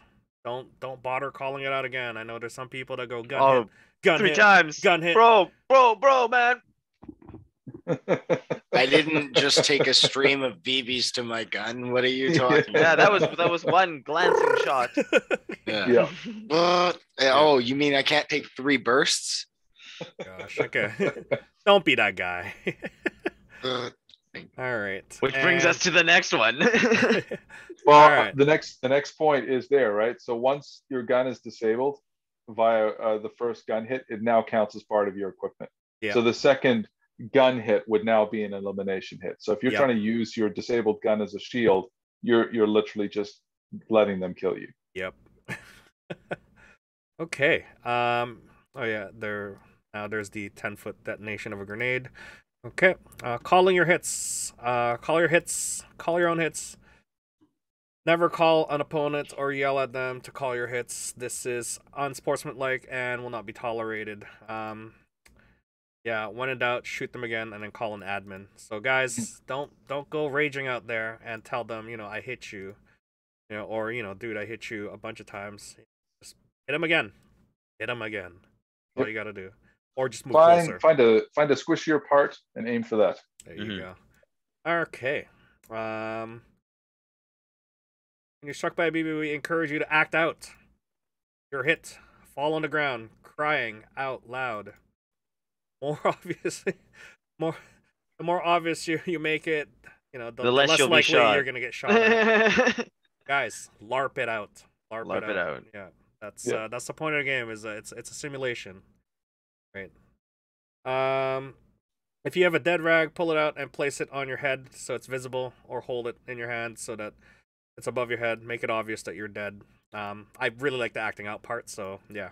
It is definitely It's way more better. preferred. Yeah. Some people are very comfortable with the dead rag. I mean, it's not mandatory to have, but it can help sometimes, and people are more comfortable with that. So, do what you're comfortable with, but playing up the fact that you can hit is the surefire way to get the other guy to stop shooting you. Here's another big one. While you're dead, you may not reload your magazine, adjust your gear, communicate with other players. Dead people don't talk. Or fire a weapon. Or engage any action other than calling a medic. Right? Doing so, you're going to get shot again. So, guys, don't get mad if you get shot again because you're doing stuff. So, make it obvious you're dead. Just roll around on the ground. Okay. Some players may attempt to play dead. What? Is this a thing? It happens. It's strongly encouraged. Oh, okay. I'm not gonna lie. Double tap, guys. So double tap. Okay. Double tap. Always check. If there's a dude lying on the ground and he's not making any noise, you double tap him. No, right? 100%. Don't take any chances. Yeah, and part and parcel of that is if you start hamming it up that you are dead, you have declared yourself dead. Yep. Yeah. So there's no like rolling around on the ground screaming, "Oh, I've been shot," and you're just play acting that you're dead. You have in fact called yourself dead. So if you get up and start shooting, you are cheating at that point, right? So we have a question from one of the players here, Virus. Can we drink/eat while dead? Well, again, any activity that you're doing while you're lying there dead is likely to get yourself shot. Judged. You're going to be judged. Yeah. Right. Exactly. So, I mean, keep in mind, as we get further down here, part of the medical system is you drinking a bottle of water. So if you're drinking, someone might think that there is a medic somewhere nearby using you as cover and start raining hellfire on your position, trying to kill that medic. So I would not encourage it. It will likely get you shot. Those pesky snipers, man. Yeah. Yeah, it's not like Call of Duty where you could self-revive yourself. Exactly, yeah. I mean, your bleed out time is 5 minutes. Yeah. So, just wait the 5 minutes and then have a snack on the way back to spawn or something like that. Okay, so wounded state is once you're hit the first time you've entered wounded state, you must wait in that position for no less than 5 minutes, known as a bleed out time. Once you bleed out, that 5 minutes has expired, you may fall back to the nearest CCP or the casualty collection point to respawn and considered killed at this stage. So when you're moving around after that 5 minutes, you're basically killed. Then you can walk back to the casualty collection point. Once you have begun moving towards the CCP, you're dead. You may not be revived until you reach the CCP. If a medic or an ally makes it to your position, that's before that 5 minutes expires, I'm guessing. You have begun to move back to the nearest CCP. That player may provide you a buddy aid by placing a tourniquet on your arm and comfortably tightening it. So you do have tourniquet rules as well. Yeah. I apologize. I forgot to bring one up with me to show everybody, but we do have our own tourniquets that are the first line, as it were. When you're down, you don't have to leave after the 5 minutes. You can lie there for as long as you want. You just have to be there for a minimum 5 minutes. Right. If you know the medic is close by or if someone can buddy aid you, basically. Yeah, or if you just want to watch the rest of your friends die horribly, it's whatever. Dude. I mean, I would. Yeah, exactly, right? They didn't help you, so you get to watch them get shot out. But no, so if it looks like the push is going to happen and come over you and get you back up, you can stay there. But the deal is, if you've decided to get up and start moving back to the spawn, at that point you've now committed to that action. You can't at that point drop to the ground and wait. Obviously there are times where you might have to like move out of the way because like a vehicle's rolling through or something like that. That's an exception to the rule where you got to get out of the way of danger. But otherwise you can lie in position for as long as you like until someone makes their way over to you and gets you back into the game. Boy, that's a good one in live text. Mr. Sharp asks, can we medic opponents? Ooh. If you want, you are more than welcome to. If you can somehow entice the enemy team to come and medic you, you will have my undying love and respect.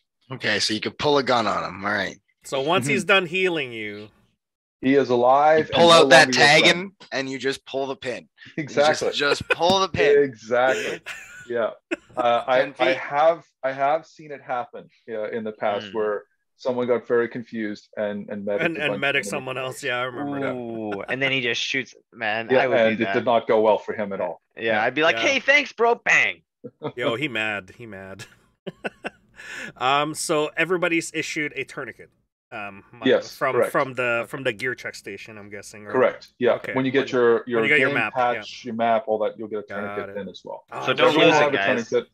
Yeah, you get one, and anyone can apply the tourniquet to anyone else. Okay. First time, okay. You cannot apply the tourniquet to yourself. Okay. All right. So once revived, the hit player is now alive again, and may once again enter combat, speak with live players, etc.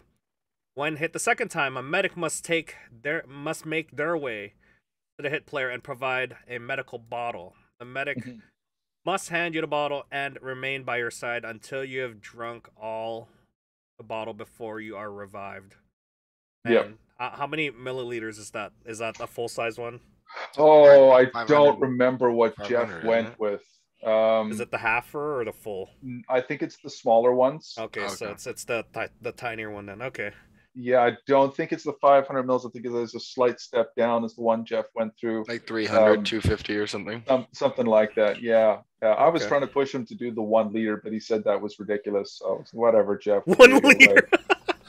What separates the boys from the men, okay, Scott? That's what separates the boys from the men. You want to be alive? Drink this 1 liter. Yes, sir. Yeah. Yeah, I gotta God. pee.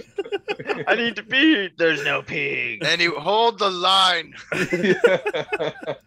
Oh, So yeah, it's the smaller bottles, and again, like, the medic's gonna stay with you, representing so like he's this giving you an is IV also an and all that. important one. Is empty medic bottles must be turned in to replenish medical supplies.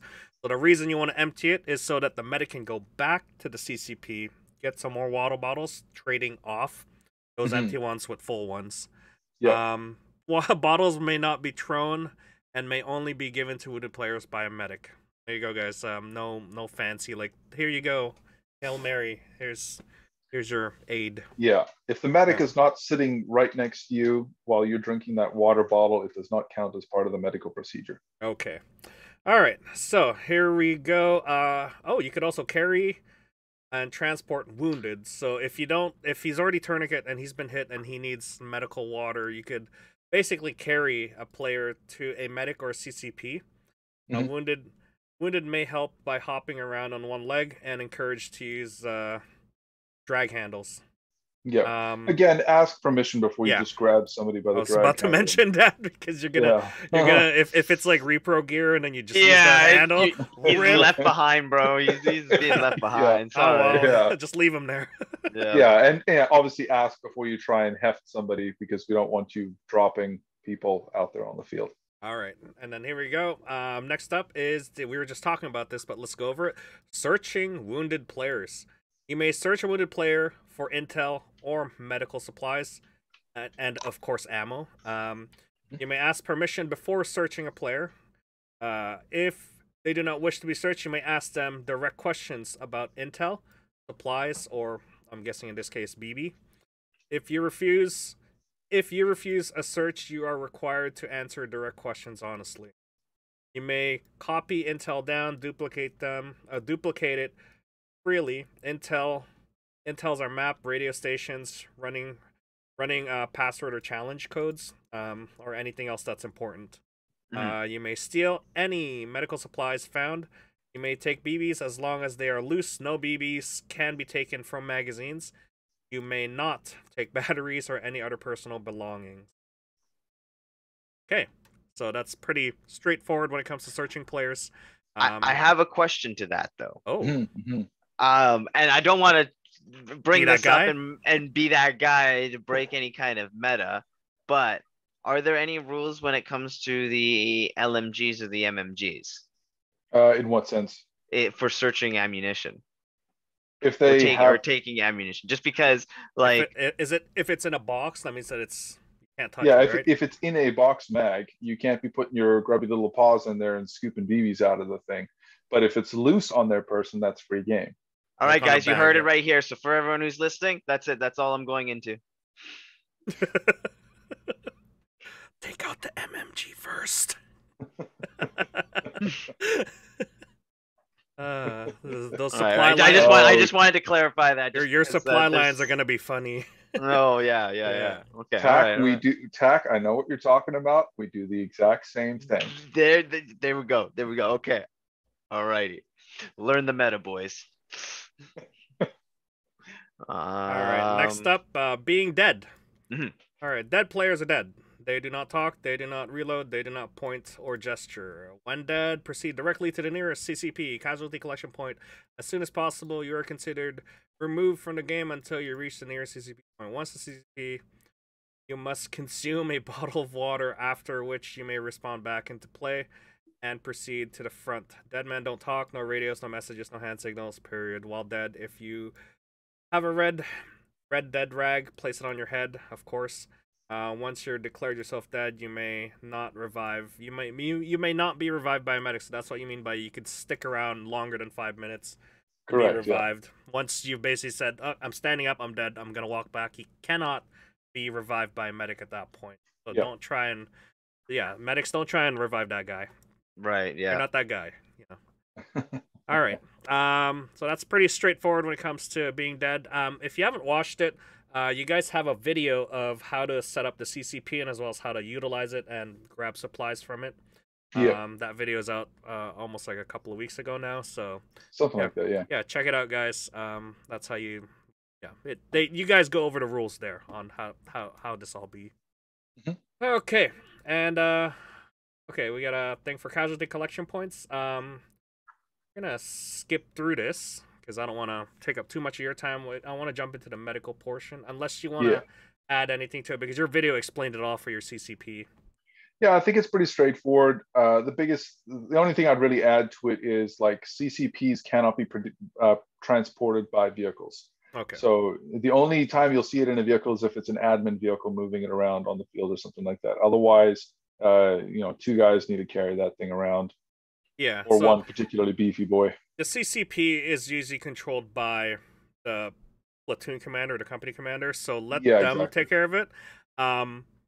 Make sure you know where it is, because there was that one time where someone took it somewhere and then didn't tell the rest of the team where it was, and then everyone's like, "Where do we respawn?" Yeah. Yeah. All right, commanders, think. Don't try and hide it too much that you can't have, your other teams can't find it. All right. Next up is medics. Every squad or section is allowed 1 combat medic, so I'm guessing that's a pack of 12. That means there's a 1 medic in there. Is that correct? Yep. Yeah, combat lifesaver. All right, combat lightsaber. Combat medics may carry up to 5 medical supplies on a person, so that's part of your video as well. They can only carry 5 medical supplies at a time. Exactly. Yeah. Each team must designate 1 senior medic to oversee the CCP or the FOB to resupply and coordinate with all the other combat medics. They are responsible for overseeing other supplies and requisition and resupply. I'm guessing it's a finite amount of medical supplies in there, and you have to requisition it through some sort of supply chain with the commander, or is it a game thing where you have to find more out there? Little column A, a little bit column B. So as we were saying, like when you use up a medical supply, a bottle, you take that empty back, you toss it into the crate. So the commander or the senior medic can then call for a resupply, and we're going to be using those empties to kind of use as a method of determining what you get back, as a way of encouraging you to not litter out there on the field. So if you call and there's no empties in the crate, well, then it means you're trying to throw the medical supply economy out of there. Okay, got it. You get half a bottle of water. Yeah, we'll put a couple of drops of water in the bottom of the crate or something. So yeah, so there's designated windows through when you'll get your resupplies and things like that. But outside of those windows, you can call, but it's somewhat dependent on what you're giving us back. Got it. Okay. Only medics may distribute the bottles of water purposely for reviving wounded players. Only medics may resupply the CCP or resupply other medics. Players may not resupply medics in the field. Only medics can transport loose medical water carried within the CCP is an exception. So you're basically making a role even more vital, meaning Yes. that you don't want to put a combat medic in actual combat at the front. You want him at the back, Correct. Yeah. taking care of your men, and then he has to run back, get some more supplies, and run in again. Yeah. You really gotta play the role, protect your medics, and with the limited ammo and the medical supplies, that really pushes a lot more logistical thinking into the gameplay. Yeah. So guys, play the game as it's intended to be, right? Protect, your squad assets, your machine guns, your you guys are gonna your have more fun grenadiers, your too, medics.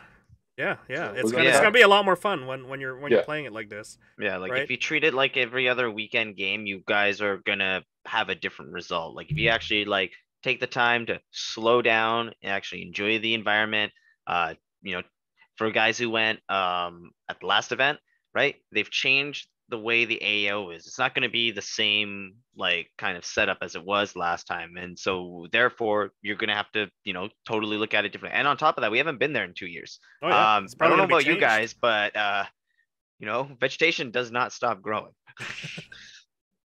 Okay. So another question here. When a teammate is down, can you take their mags? That's if From a they're- if teammate, Are they're- you I- alive? if they're okay with it.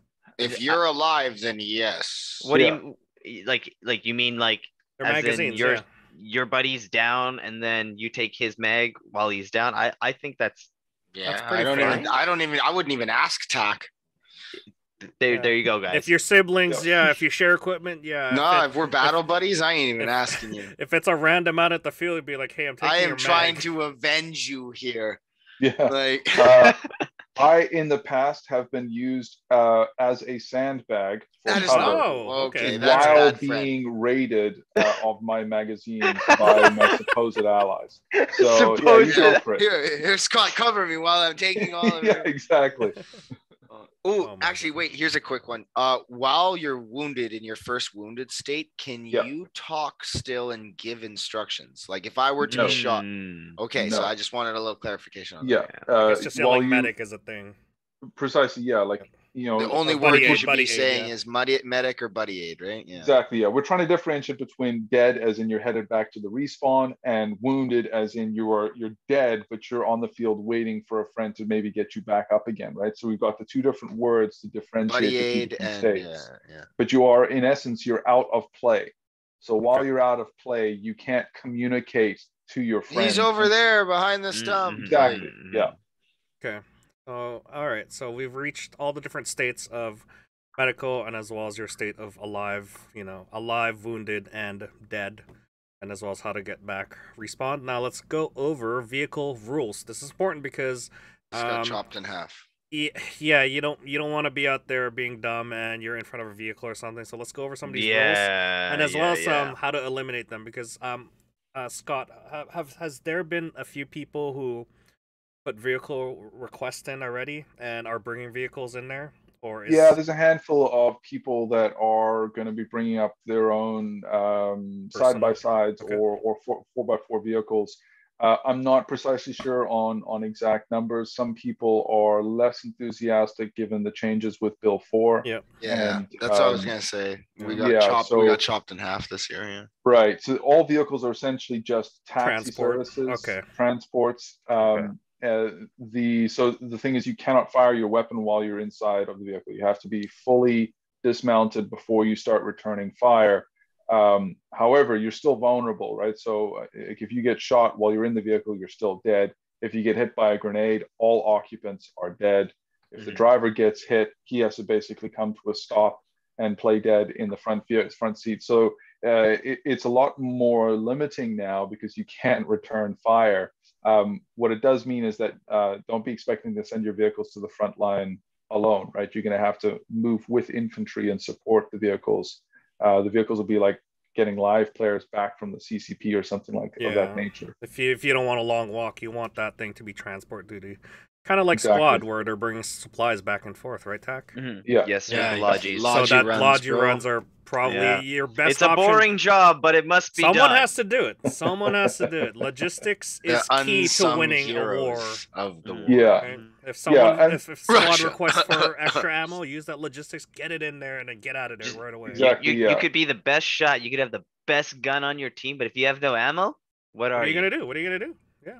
You're screwed. All Yeah. right, so let's go over Nothing. some of these vehicle rules quickly. They're pretty straightforward, honestly. All right, vehicles will be required for submission for approval from staff. Of course, we've already just talked about it. Vehicles will be restricted to 10 kilometers an hour. That is a safety feature for you guys, so drivers, please follow that. Vehicles will be required to supply their own white flag to mark as disabled and black flag to mark as destroyed. That's actually, this is where I'm guessing your engineer roles kick in, right? Correct. Yeah. Flags must be large and visible enough from a distance. You guys aren't offering these flags. These are the requirements for them to have. Yes. Okay, got it. Vehicles must be in a safe and working order. Visible, good lines. Vehicles restricted to travel on roads may not leave the designated roads. Exception. Vehicles may pull off to the road to allow other vehicles to pass. So you're only allowing, especially with like the side-by-sides or like the ATVs and stuff, you're only allowing them to take the MSR, the main supply route, Correct. not taking an alternative route that they make on their own. So that's basically the key to using vehicles, right? Yeah, the biggest thing is the field has a lot of undergrowth and shrub and things. I don't want you getting your vehicle stuck in the middle of nowhere. And now I, as the event host, am somehow on the hook to help you get your vehicle out of a place that you should never have taken it. A very good example is the end of 2019, after the event was over, a dude high-sided his quad and then tried to use our shovel to get it off, snapped the shovel in half, cut his face open, and had to go for 4 or 5 stitches. And it was you should never have had your vehicle in that place in the first place. Well, now you have rules so for stick it. to the roads. Yeah. Okay, so yeah, stick to the roads, guys. Drivers must have a radio and be capable of hearing the radio over the noise and engine communication. Okay. So that's an admin thing that you guys got to deal with. Drivers are considered responsible for both vehicle and passenger and crew. Unsafe actions or behaviors on part of the crew or the driver will result in immediate removal from the vehicle or from play. Follow the rules, guys. Vehicle operators at night are required to run lights or will not be allowed in the field at nighttime operations. See, that's a good one because, from the other event, there was some vehicles that were running without lights, but I mean, once they realized we're there and we were shooting at them, they just turned on their highlights, and then that basically knocked out the NVGs out of me. So I'm like, okay, well, that's pretty much useless at that point. But yeah, run lights, guys. Yeah. That's for safety. All vehicles should be. Hold on. All passengers wishing to be transported upon the vehicle are required to wait for the order to board or dismount given by the driver. Only listen to the driver at all times. So passengers, this is important for you.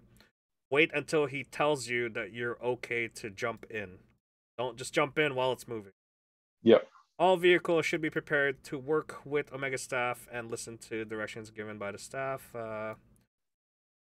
All vehicles should communicate with players outside of the vehicle to check clear before resuming movement. Players will use you as a bunker, of course. It's hard cover. I mean, let's be honest. Well, it works, right? Yeah, but just be sure to listen to the driver when he tells you to back away. Just go dive in a bush somewhere so that you don't get run over.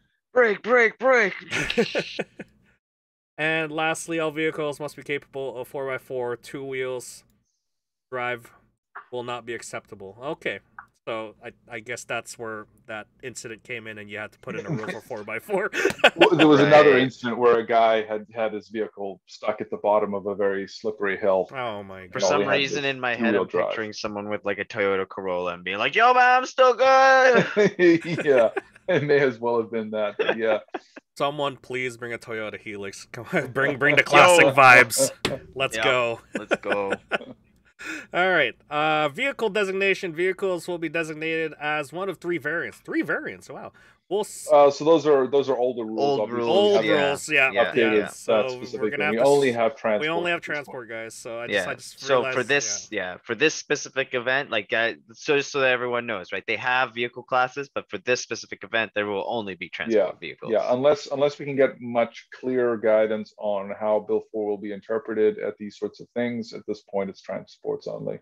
Yeah, I mean, a transport vehicle is still very useful. Yeah. A supply line or supply chain. Yeah. Well, we've already talked about like supply chains in the real world. How it, like if you collapse one, then the entire like system collapses. So keep your supply chains going, guys. And vehicles like these will help you guys in the long run to fight even further as they keep resupplying you, especially with limited supply resources that you guys are gonna have. Transportation is a must, and thank those drivers that are doing the hard work of just doing logi runs all day, all night. Keeping you guys alive, keeping you guys well with medical and ammo. That's the game here for these transport guys, is just keeping you guys going. All right, here we go. This is the fun one, is destroying a vehicle. Now, vehicles may be destroyed by striking any surface with a projectile fired from an RPG, a law rocket launcher, 203 40mm launchers, BB showers. Shower BBs cannot disable vehicles. Okay. Yeah. So what about a 40 mic though? Oh no, wait, that's not a shower though, right? Yeah, you get the different variants, right? So you get ones Right. that fire shells, you get then ones that fire like a little rubber ball or something like that, like a slug round type idea. That sort of thing. So I mean, your shower BBs are probably still going to take out crew. Or like one of those like what looks like a potato launcher, but I think Julian has it. The one that we use on you, Mac. With the Nerf dart that kind of whistles. Is that allowed? Yeah. Okay. Yeah. So, there are plates located on the rear, left, and right sides. Plates must be measured at 18 by 18. These are pretty big plates. Doesn't have to be metal plates. It's like a wooden cardboard or just some sort of a target for people to shoot, so that they have something hard that they're aiming at with the tag or the solid projectile of some kind, so it's not your face that's going to be the target. Plates must be visible and accessible target at all times. So the point is, don't bother shooting a logistics truck or the transport truck, guys, because you're just wasting BBs. Right? Just rob it. Yeah. So if he's parked and then you're able to sneak up on him, boom. Are you able to commandeer the vehicle? Question mark. You'd have to have a discussion with that head driver. Drive the car. You have necromantic abilities and can communicate with the dead, and he gives you permission. You go ahead. Oh my gosh, that's gonna be a fun discussion with the driver. Is like, hey, so we captured you. Drive this to my base. You want to help us do logistics runs for our base? Because we don't have none. So whatever you can, I guess you just gentleman's agreement, guys. So in essence, you cannot just shoot the driver to disable the vehicle. Is that correct? No, if you have a way of shooting the driver, like if he doesn't have windows or windshield or something like that, and he's open and visible, you can tag him. We do have rules on you can't completely armor up your vehicle so that it's impregnable. There has to be some spaces available so that BBs can in fact make it through. So we've allowed for the ability, like the side mirror windows usually have, I think it's a couple inch slot or something like that has to allow for BBs to make it through. So, a particularly well-placed shot, sniper round, something like that can potentially eliminate the driver. Okay. But, obviously the most surefire way is hitting with an RPG or a grenade of some kind. Okay, got it. So when a plate is struck, the attending referee, so they will include a referee with them. I'm guessing at all times or sometimes, or not necessarily at all times. It'll largely depend on what staff is available and things of that nature. Most of the drivers, I mean, we've had this conversation with them. We'll talk with them again up there, so they'll be primarily policing themselves. Good. That was more for when we had like tanks. I remember where they had large blind spots. Yeah. Right. Which is not going to be an issue with primarily side-by-sides coming up. All right. So a vehicle must come to a stop and raise and display or otherwise visibly show the white flag. cloth, or other identifiers to show a signal of disabled. Disabled vehicles must remain in place for a burnout period no less than 10 minutes. Okay? If an engineer is unable to make it during that burnout period to repair the vehicle is considered destroyed, then you must display the black flag, and that's when they could basically turn on the engine and go to the respawn base at that point. And I'm guessing the respawn base, is it the CCP, or is there a specific one for vehicles? Or no, it would be wherever their like patrol base or FOB Got it. Is located. They'd be headed back there. Okay.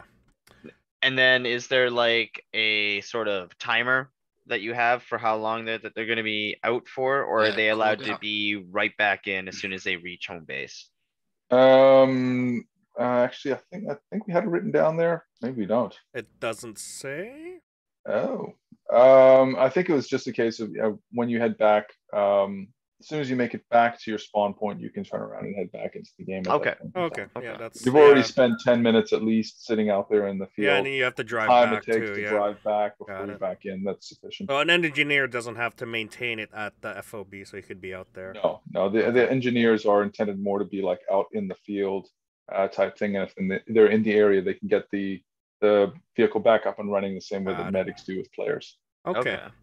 So, vehicle destroyed, black flag. Crew and passenger are considered wounded upon the vehicle being struck or disabled, obviously. So that means that they have to be buddy aided. Is that correct? Yeah, revive. Correct. Yeah. Yeah, by a medic or buddy aided. Rules apply to wounded and dead players. Apply to crew or passenger. Crew or passenger struck by a round while within the vehicle are wounded. Man, if you're gonna get hit by that RPG, you're wounded. Yep. You're wounded, say, 100%. Oh, it blew up my arm. Yeah, It blew out my arm. I can tell you, yeah. Okay. If the driver of the vehicle is struck by a BB, he or she must immediately bring the vehicle to a stop, and once safely stopped, are considered wounded. The vehicle is not disabled. There you go. This is what I was looking for. So you can hit the driver, right? And you're saying that they cannot up-armor the vehicle. There are spots where they can get hit. So yeah, go for the driver, guys, because he is the only one authorized to run that thing. Oh, well, there you go. Okay, so next one is the repairing vehicles. This is for the engineers. We'll go over this so that people know what it is, what is required for it. An engineer may repair the vehicle during its burnout period. To repair a vehicle, an engineer must touch all four sides of the vehicle and count for 30 seconds per side.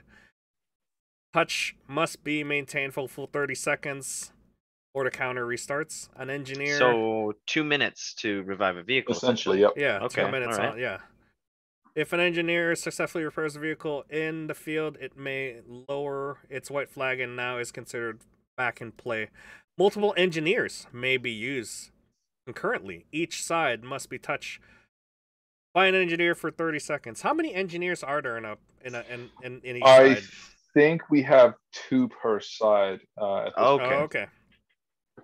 So it's good to work as a team of engineers then, protected by a squad. It could be as many as 4. I don't remember. We talked about a number of different. Actually, scenarios. I just scrolled down here. So that's the repairing vehicles, guys. It's a good asset to have. Engineers, each team may designate up to 4 engineers. There you go. So you could potentially get a vehicle back up and running in as little as 30 seconds if you all. Yeah, if you all work together. Okay. I'm surprised you didn't LARP it out and gave them wrenches and then just hit that thing like in real life. We the rubber ones, right? Yeah. We have at previous events done that. We produced I've seen that large wrenches for them, but we decided to leave that one out. Oh, come on! I missed those days. It'll be a funny video, I can tell you that. Yeah, exactly. It looks just like it looks weird when you're just touching the vehicle and be like, "Eel, eel." Yeah, you're just Goku spirit bombing the thing. Yeah. Would you consider if someone brought one of those rubber like like wrenches or like What about our pan? What if And- we brought our pan? and then you just whack that thing? Would you consider that a Sure. repair? If you hit that thing 30 times, 30 I times? will- Okay, I will all right. be All right, there you go, happy guys. with He that. said it. He said it. clip this right here. You're gonna see the most squad style LARPing you've ever seen. You I just hope have Chuck- 4 guys just whacking the thing. I hope Chuck is in Discord hearing that. I want to see the dolphin dive too as you dive in whacking that thing. Oh my gosh. but stay safe, guys. All jokes aside, stay safe. Yeah. All right, engineers. Engineers may repair vehicle, disable weapons, set up CCPs, capture CCPs, and disable enemy CCPs. So you're doing more than just repairing. You're also disabling. What kind of weapons are we trying to disable here? Like No, they may repair disabled weapons. oh, okay, repair disabled weapons. Yeah. So, So like the gun hit situation, someone out Okay, there got takes it. a gun hit, and there's an engineer nearby. They touch the weapon with their hand, their magic hands for 30 seconds, or whack it with their wrench for 30 seconds, and then it's back up. got it. Engineers will be issued a det tape to mark out enemy CCPs to destroy it. Okay. Engineers are also required to move the primary CCP. So Oh yeah, engineers are setting up fobs basically. What's the Correct. debt tape this year? Because there was and not to harp on how it went down, because I think like some people just got confused last time, but there was a lack of tape last time. Was that are we gonna be sure that like everyone has like everything, or is it like something so the that people have logistics to... of it should be a little bit better. Like a lot of stuff was handed off to various leadership positions at the last event, and then partway through, like late on the Saturday, we discovered it was still sitting in our admin chalet, like someone had forgotten to take their stuff with them type thing, and so the team was not issued. So we're gonna do a better job of staying on top of that. Okay, yeah, because I was around. just curious about that, because I just remember a couple people who were playing engineer rules, and then when we Yeah. got to that one certain point where we needed to set up the fob, people didn't understand exactly how or what they needed Right, to do yeah. and stuff like that. And then that was when the UN guy we had last time, I forgot his name, but he was the one who had the blue beret or whatever, and Right, yeah. he was like saying, "Oh, we need to issue the engineers this," and I was like, UN, help us. And then he was like, "Oh, hold on, I gotta get on the radio," and then walked away. And I was like, "Oh, We're screwed. we'll typical." try to avoid that this year. No, it should be a little bit better organized this go around. Yeah, hopefully you get to enjoy the role of engineers in this year's event, because yeah, we want to, you guys want to utilize it a lot more. So they have big responsibilities, especially if you volunteer to be engineers. Read Yes. the rule set, because you have like literally like primary CCP or moving to fob. Like that's a big one. Like you're setting up CCPs. It adds a different layer to it, and everyone's so used to the medical sort of and medic rules and stuff like that. So I know some people feel like that's like second nature, easy to understand kind of thing. So the game meta when it comes to that, people kind of already understand. But I really hope people kind of take the time to understand like the engineer rule, just because one, that's another layer to the game, right? That allows you to do a whole kind of different style of play if you're looking at it from just a pure engineer kind of standpoint and whatnot. So I really hope some people kind of start immersing the other kinds of rules and not just pigeonholing themselves. And that's what's great about your events all the time, is you put people in such different roles and such unique roles that they have to, like, when you sign up for it, you have to read everything that is with that role and utilize your role properly. Yeah, exactly. And they get like secondary roles, right? Because like a lot of people, they're like, okay, I'm just going to be a rifleman, or I'm just going to be a DMR. But then it's all like, oh, I'm a DMR engineer. Wait, I have to do more work, kind of thing. Yeah. So it's all like, don't think that you're just going to be playing just your role when you go to these kinds of events, right? You're going to have a secondary like job that you guys need to perform and do. Yeah, potentially, right? And if you're not interested, don't sign up for the role. Yes, just exactly. Stick as an engineer or sorry, as a rifleman or whatever you want to do, and play that style of game, right? We just like to provide options for the different type of players that are out there. And you are providing those options, which is freaking awesome. And just play the role. On the engineer front as well, there will be minefields that the engineers can be used to So disable there or are at least clear safe paths. there's game elements that you have in this event Correct. that Yeah. will Like the engineers are playing the role of a sapper as well, type idea, right? So like around the town, there might be minefields kind of preventing people from just running in there and that sort of thing out there. Okay. So yeah, keep in mind, guys, engineers, like if you're one of them, minefields, bring your metal detector. Or what looks like one. And that concludes the rules here. When I scroll down, so that is it right here. So the last one is engineers. This is just your generic rule sets for any events that you basically offer. I'm sure you update these constantly when it comes to different events. The one that I didn't see, and I know helicopters is still in play, but yeah, helicopters, mounting, dismounting, what is it for engagements of them? So if you could just explain a little bit of how the helicopters work, because I know there was like last time there was a little bit of confusion of when do we engage them, how do they get out? Well, I mean, you debrief the crew that's coming out of the helicopter like to the teeth, like all the information they need. But for the regular folks who don't have that opportunity, what is it when they dismount? What are the rules for them? Because there are some safety issues that we got to deal with, especially with helicopters, big blades. That's a huge safety factor, right? Yeah. So last time when we spoke with the pilot, we brought up the idea of, well, what if they shoot at the helicopter? His response was to laugh at us.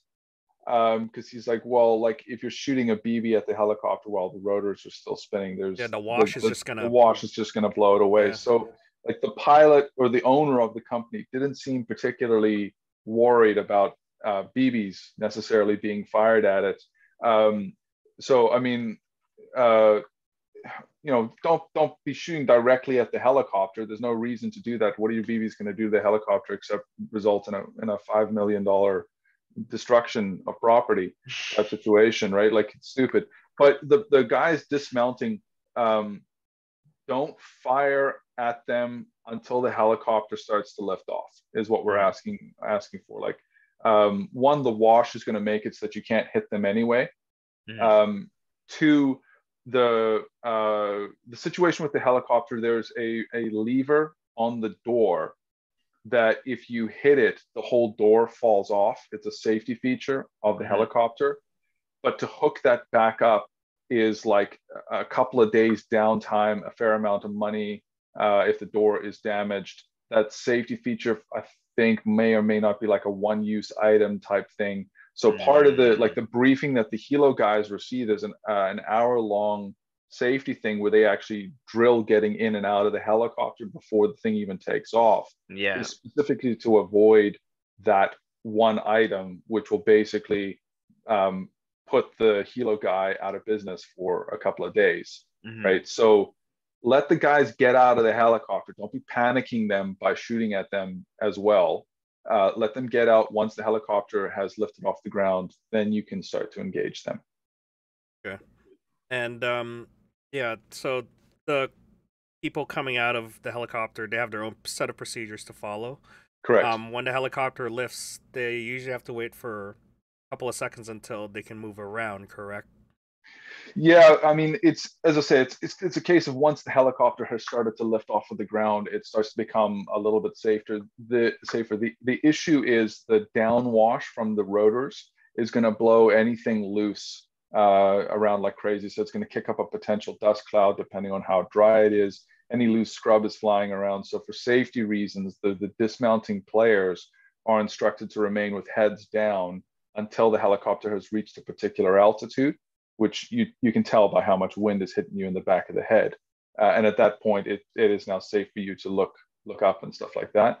So that's why we say, like, give it a moment or two for the helicopter to get off the ground before you start engaging those guys. If that is even an issue, right? The helicopter may not be landing where you are type situation, but if it is, give them a fighting chance. Okay. All right, so that is some of the the rules on helicopter. Like I said, it wasn't mentioned at all in the rule, but I know it's like for this event, it's just an element that you guys had Yeah. that was added on. So I just wanted to make clear that, you know, for people that are close proximity to that helicopter, you know, there are some safety precautions that they have to follow. So, you know, I just wanted to know when they could start fighting. That's one that I wanted to hear. All right, let's keep moving here. Into the timeline. So when your event starts on a Friday, what is Correct. the acceptable period of time people should show up? So, I mean, you can really show up anytime. Where it says gates open, we've got 12 a.m. or 12 p.m. is gates open to 4 p.m. So that's actually the registration block where our table will be open, the stations will be set up, and we can run you through. That is when we are expecting the players to be arriving, is between 12 and 4 on the Friday afternoon. If you're arriving outside of those hours, like if you're coming in after 4, we're basically in full game mode at that point. So you will be basically checked in at our leisure. You'll have to come up to the OmegaOps chalet. We don't know which number we're staying in. When we get that, we'll post it out to everybody. But you'll have to come up there, and we will check you in when we have the time to do so. So it's a case of like, get there between 12 and 4 is recommended. That gives us time to make sure that we get everybody through. If you show up earlier than 12, all of your gear remains in its bags until 12 o'clock, because we don't officially take possession of the property until 12. So outside of those hours, no airsoft gear is to be seen. Got it. So Friday, 12 o'clock, guys. After that, you're allowed to have airsoft gear on, but before that, you know, Friday at noon, before Friday noon, you're not gonna have any gear on. I know there's a few people here already asking, how do you coordinate arriving a day early to the campsite? Would that be a resort communication, or would that be you guys? They can go ahead and contact us, and we can work it out. If you're just camping, it's not that big a deal. And there's a couple of guys from out of province that have already talked to us about it, so we can get you situated.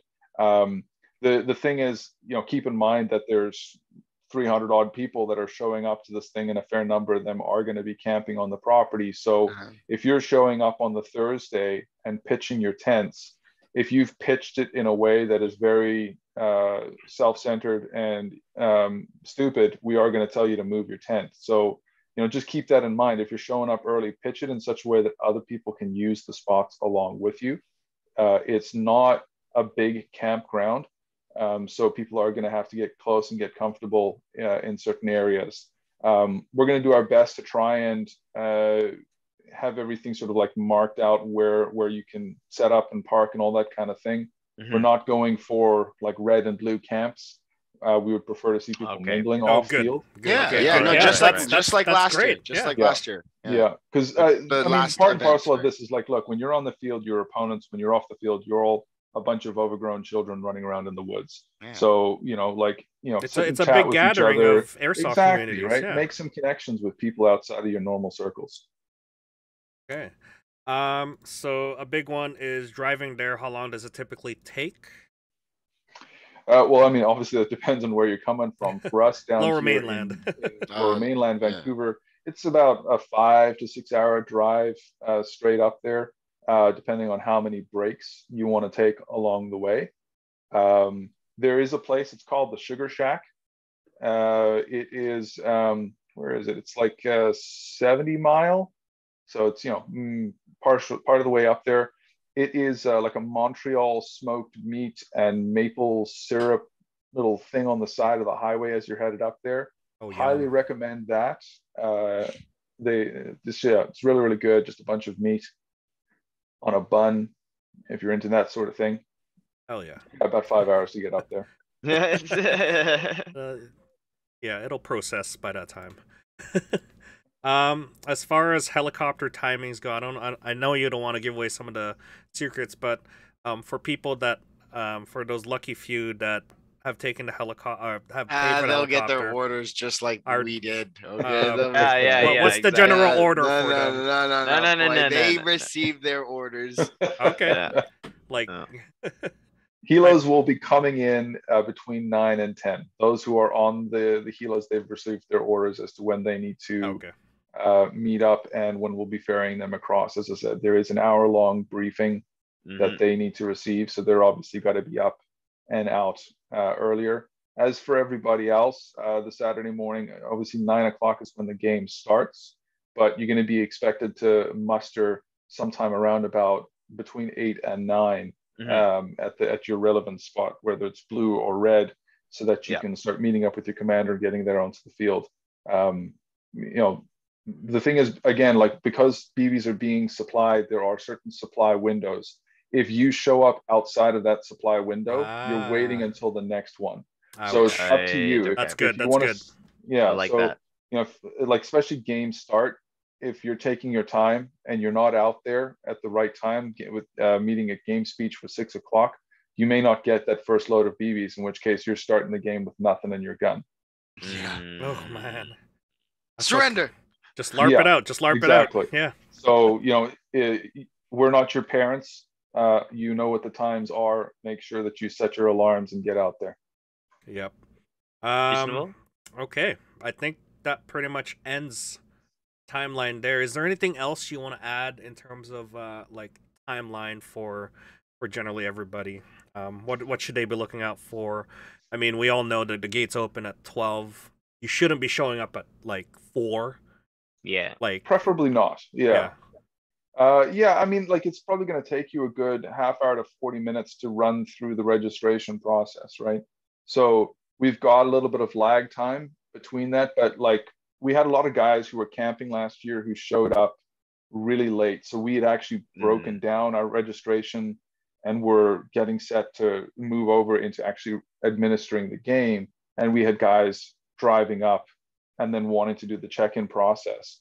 And they still have to go and set up their tents and things like that. So, like, I appreciate everybody's coming from different areas and it is a Friday and all that kind of stuff, but understand that, like, at this point, we're responsible for 300 other people and their event.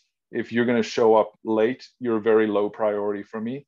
I want to get you in the game, but I also want to keep the 300 other players happy. So, work that in. If you're going to be late, message us so that you can work out some kind of an arrangement and we can figure out how to get you in. As to the remainder of it, your times for breaks are clearly defined. The reason we say bring snacks is so that you're not disappearing from the field on Saturday at 3 o'clock when the game, or at 2 o'clock when the game is going to pause at 3. Like, there's a decent break there for some good chow and that sort of thing. If you're leaving the field, just let your platoon leads and commanders know so that they know that they've got a hole in their line somewhere and that sort of thing. But I think it's relatively straightforward on that end. Okay, so I think that about ends our overview here. Yeah, we won't be going over advice. We have a lot of podcast segments in terms of how to run your teams, how to run night ops, how to plan your milsim like vacation, right? We've gone over that. Go look at our other segments, guys, because it is like we're gonna keep going here if we don't stop, because we just wanted to do a general overview of the event, Crossfire straight from the leadership himself, Scott. Thank you very much for going over. Appreciate the opportunity, especially the rule sets, because it's just one of those things where it's just like, I'm sure as an event organizer, it kind of takes you off. You'd be like, you mean you didn't you didn't read the rules? And it is sometimes painfully obvious when someone's asking something that is literally answered word for word. What do you mean I needed water? So where did it say that? Things like, as common sense as possible, but what do you mean we need an engineer? Yeah, exactly. Yeah. Wait, hold on. What? You mean we can't set up a CCP? What? Yeah. Oh my gosh. So yeah, guys, here it is. I'll link in the description below. Go over a lot of these things because it is like priority for you guys to look at all of these things. iPro, code of conducts, and just generally to keep everybody safe and to keep everybody in the game. Read through all of these, because it is how it is your game mechanics, basically. This is a gamer playing. Yeah. This is your game mechanics. This is the rule sets you got to follow. Everyone's following it. If you're not following it, then you're just ruining it for everybody else. Bottom line. Yeah, and the bottom line is ignorance is not a defense. Like if you're arguing with us up there about something that is in the rule set, you're going to lose that argument. Like our concern, as I said, is the 300 other people that are following the rules and are playing fairly and safely and all that kind of stuff. And if you're being a hassle, well, then you're just going to go away. So make it easy on us, make it easy on yourself, learn the rules so that we don't have to have those awkward conversations with you up there. Yep. And also equipment list, guys, important. Yes. Yeah. All right. Make your life better. So we'll end it off here. I know Mac is getting sleepy there. Sorry, Mac. So we'll end it off there. Other than that, any last words from Scott? No, just thanks a lot for the opportunity. Looking forward to seeing everybody up there. As usual, if there are any questions, concerns, clarifications, you can message us on Facebook. Just find our OmegaOps Airsoft group there, our page, or you can email us at OmegaOpsAirsoft@gmail.com. It's all one word. Those are the two best channels to get a hold of us. Best to use those. If you're messaging like myself or Jeff or something like that privately, we're getting inundated by tons and tons of messages, and you might not get a response or a snarky response because it's late and my kid is screaming at me and I'm typing one-handed or something like that. So send it to an email or something like that, and that gives us time to respond appropriately. Okay, perfect. All right, we'll close this off. Whether you're listening to this this weekend or the trip up there, have fun. The main point of the game is to have fun, be as gentlemanlike as possible, follow all the common sort of like rules that we have in Airsoft. Just basically like call your hits, right? And buy into the game, there you go. Run with it.